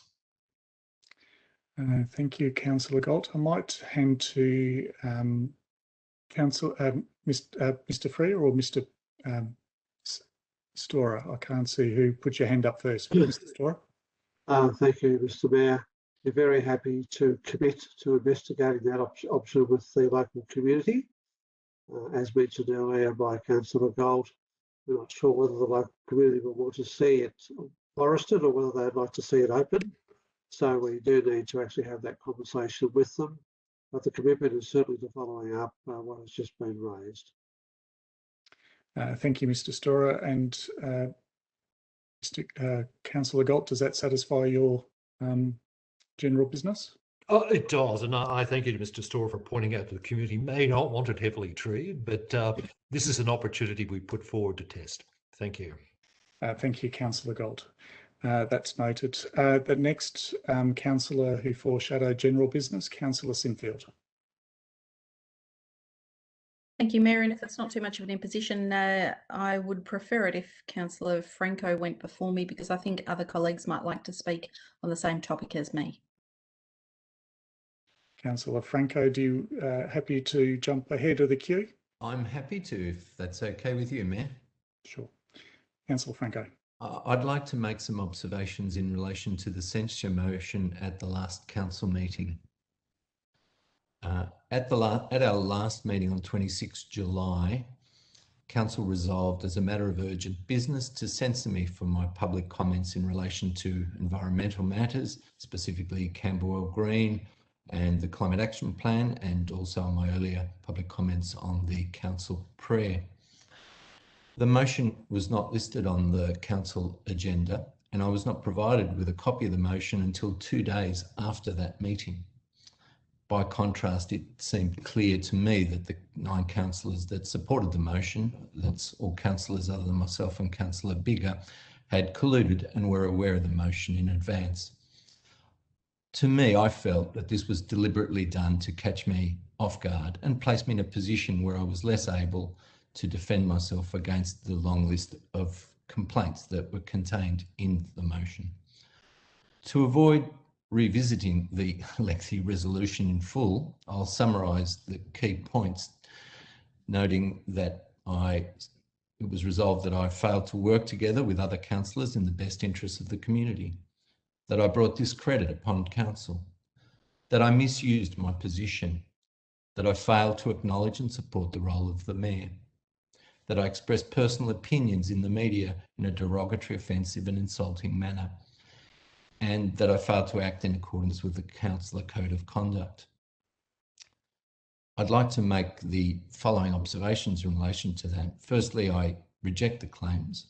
I consider these to be inaccurate and as a consequence personally damaging to my personal reputation and to my well-being. Secondly, I consider the motion and the manner in which it was introduced damages council's reputation, not just because I wasn't afforded any procedural fairness, but also because it's unlawful. It bypasses the established processes under the Local Government Act for considering and determining allegations that a councillor has breached the Code of Conduct or misused their position. And finally, I make the point that the censure motion is, in my view, based on a misunderstanding of the role of councillors as representatives of their constituents in a democracy. There is nothing improper with an elected councillor giving media interviews about motions that are debated at council meetings. This is just ordinary democracy and free speech, and I do not consider that our Code of Conduct could possibly be read as prohibiting this kind of thing. Public debate and discussion of matters that come before council is a hallmark of modern, open, inclusive and democratic council. I think we should welcome such debate and celebrate the diversity of opinion among those of us in this council chamber. And I'll close it there. I don't want to go on. And thank you for allowing me to respond to that motion. Thank you. Thank you, Councillor Franco. That is noted. And I'll move back to Councillor Sinfield. Are you happy to raise your item of general business? I am. Thank you, Mayor. I seek to raise an item of general business, and that being the matter of municipal playgrounds and their directed closure by the state government and Chief Health Officer. Let me put my teeth back in. Last week, Stonnington Council admirably moved to write to the state government, and I seek to bring this matter to your attention, my colleagues' attention, to consider that the City of Burundara in fact does the same. I was considering bringing this matter forward as urgent business tonight. However, several of you were reluctant in conversations prior to this evening, so I thought that I'd raise it as general business so as to afford you the time to do your own research on the matter and perhaps have a loan of my children. The health, well-being and development of our children in Burundara is of utmost important years.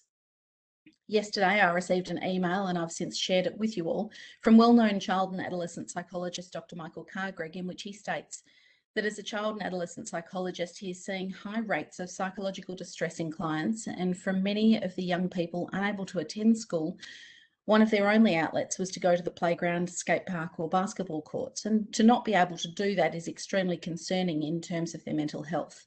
And prior to this recent decision to close playgrounds, it seems that in his opinion, all of the markers of young people's mental health were worsening, emergency presentations increasing and helplines running hot and incidents of self-harm increasing. So it's not just anecdotal evidence. Kids Helpline has reported a 184% increase of suicidal ideation in Victorian children. In the 6 weeks up to March 28, 2021, the number of teenagers hospitalised after self-harming and suffering suicidal thoughts increased by 51%. And this was before lockdown 3. The number of new eating disorders and cases came in the same period increased by 34%, including children as young as 12. Which is horrifying. We must and we should do more. This week and today, mainstream media reports, the Today Show, 3AW newspapers and the like, contain much discussion on the Kids Helpline statistics and the number of children seeking their help in the most dire of situations. I'm almost finished. From children as young as 5, there has been a 200% increase in calls from 5-year-olds in 2021 compared with 2020. There were 1,610 contacts made from children aged between 5 and 9 in a 6-month period. And those statistics, when I researched them, absolutely blew me away. And this has been exacerbated by the closure of schools, extracurricular activities, and now playgrounds. And I think we need to do more to support the young people of the City of Burundara. Now, I feel that many of you have expressed that you're lacking in compelling information and health qualifications to join me in taking this stand, and that's fine, I accept that. However, the articles that I've circulated and the research that you can do, I hope will give you comfort in appealing to the state government on behalf of the young people of the City of Burundara that this is in fact the right thing to do. You don't have to be a scientist or academic expert to know that outdoor play is of great benefit. And I feel that access to playgrounds is just as important as your takeaway coffee and access to a supermarket when home delivery is in fact available to you. Or the velodrome in Hawthorn, which is open. I don't feel that that poses any greater risk. So I won't hold my breath or anticipate advocacy will yield a result. I do feel that we need to be the voice for the young people of the City of Burundara. Thank you. Thank you, Councillor. Okay, we've got a number of hands up on this one. I'm going to go to Councillor Park, Councillor Hollingsworth, Councillor Watson, and then Councillor Addis. Thank you, Mayor, but what I have to say doesn't relate to what Councillor Sinfield said. So in the event that others have comments about that, perhaps I ought to stand aside. That's a new item of general business. I'll note that, Councillor Park. I'll come back to the Councillor Hollingsworth, Watson, and Addis.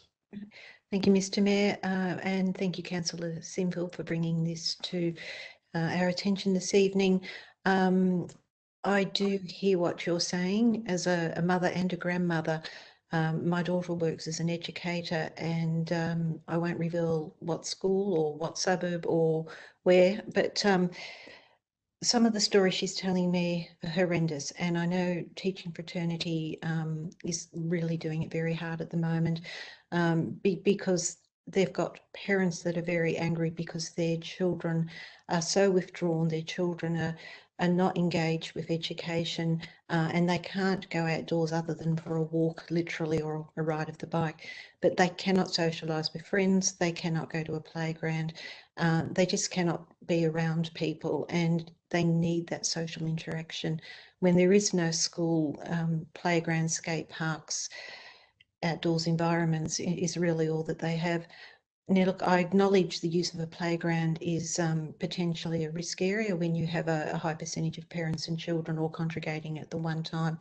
But if there was a way that there could be some advocacy to encourage community to maintain a distance, to use hand sanitizer, to ensure that parents are wearing masks when they are outdoors at playgrounds with children, there is a way that we could mitigate a less likelihood of risk. We will never, no one will ever be able to mitigate risk. We will probably not eradicate COVID, certainly not in the foreseeable future. But what we can do is obviously encourage parents and grandparents and carers to consider vaccine, and the more adult population, and I believe even 16 plus population that has vaccine, the safer our community is going to be. Yes, children can and are currently, becoming in contact with COVID. The symptoms perhaps not as severe if they're diagnosed with it. The greater risk perceived to be to the older people of population. So yes, if we can encourage vaccination as quickly as possible, I think that will help encourage and enable everyone to get back to some form of normality. But at this stage, the children are definitely suffering the hardest, and that is shared then by parents. The amount of strain that they are under is incredible. And I think if we could do more to assist with allowing them to have the outdoors open to them, to use their energy and to be at skate parks and playgrounds, will certainly help get through this very, very challenging time. Thank you. Thank you, Councillor Hollingsworth. I'll go to Councillor Watson and then Councillor Addis.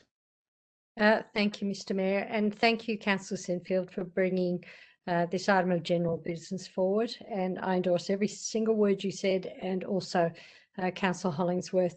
I was contacted today by a mother whose child is struggling and has been struggling since, I don't know, lockdown 2 or lockdown 3. I lose count. Now, it was no great comfort for her to say to me, we thought it was just our child, but found no, over 100 children are presenting in the same way that their child is at this particular school. And to the school's credit, they are working as much as they can to try and address this growing need. But there are things that we could do. Our parents are telling us using the expression voting with their feet. The tapes are being torn down from our playgrounds, and desperate parents and children are trying to access the play equipment. We see it in every single one of our wards.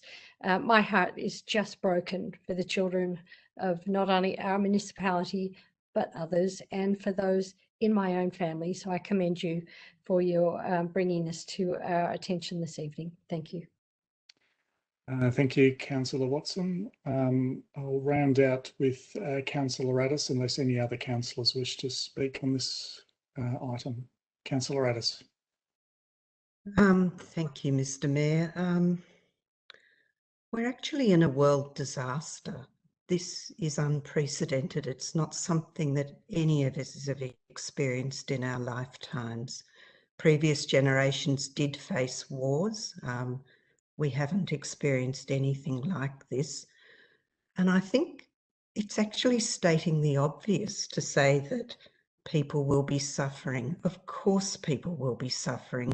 Sadly, that's the consequence of a world disaster. I work as a psychologist and I work with children, and yes, play is vitally important, and yes, they are suffering. Some sadly more than others. Some are resilient, and parents focus on what can we do? What are the things we can do? They don't focus on what are the things we can't do and let's go and tear down tape that's been put there to protect us. I also work as a health educator and and have a doctorate in public health. So my other view is that this is very much about protecting us all.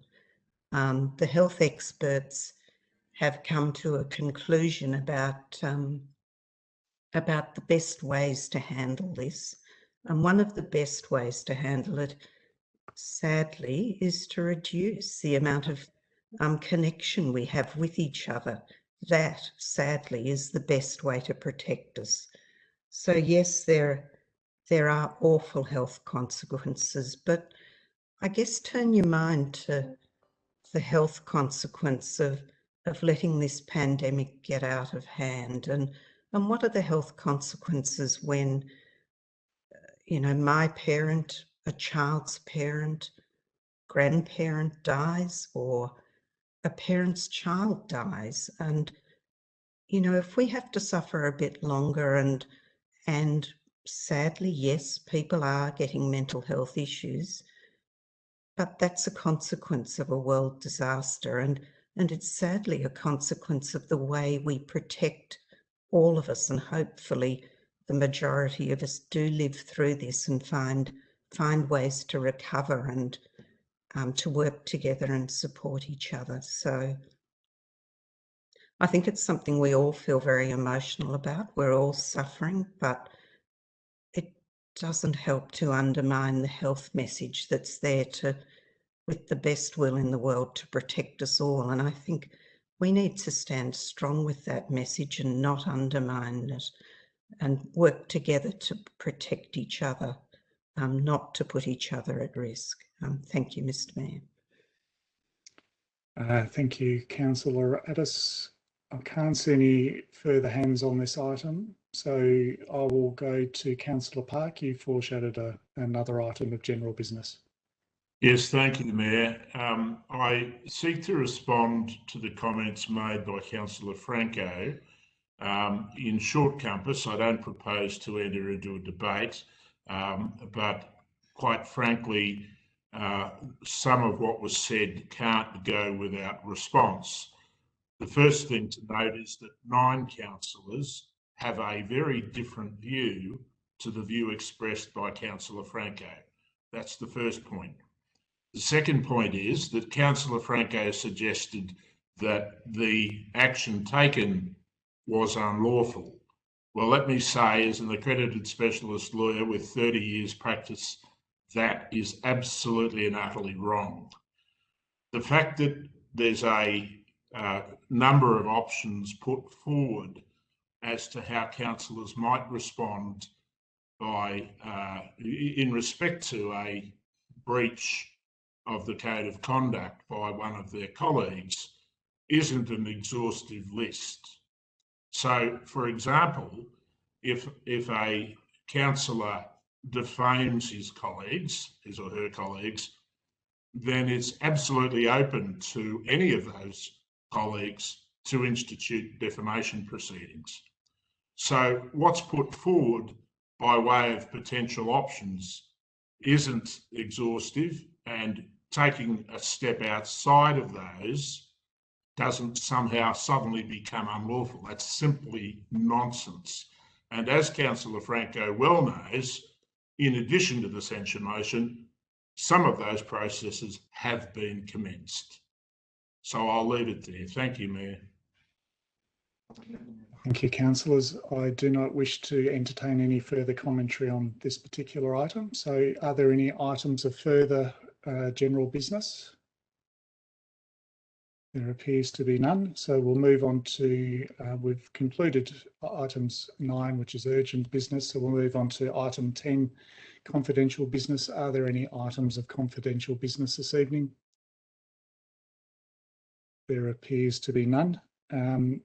So we'll move on to the last part of this evening, which is to close the council meeting. So before I close the council meeting, I'd like to thank you all who've joined us this evening, and I wish your family all the best of health in lockdown 6.2 or 6.3, whichever it might be. I hope you're all staying safe, and I now declare the council meeting closed at 9:04 p.m. Thank you, everyone, and goodbye for now. Thank you.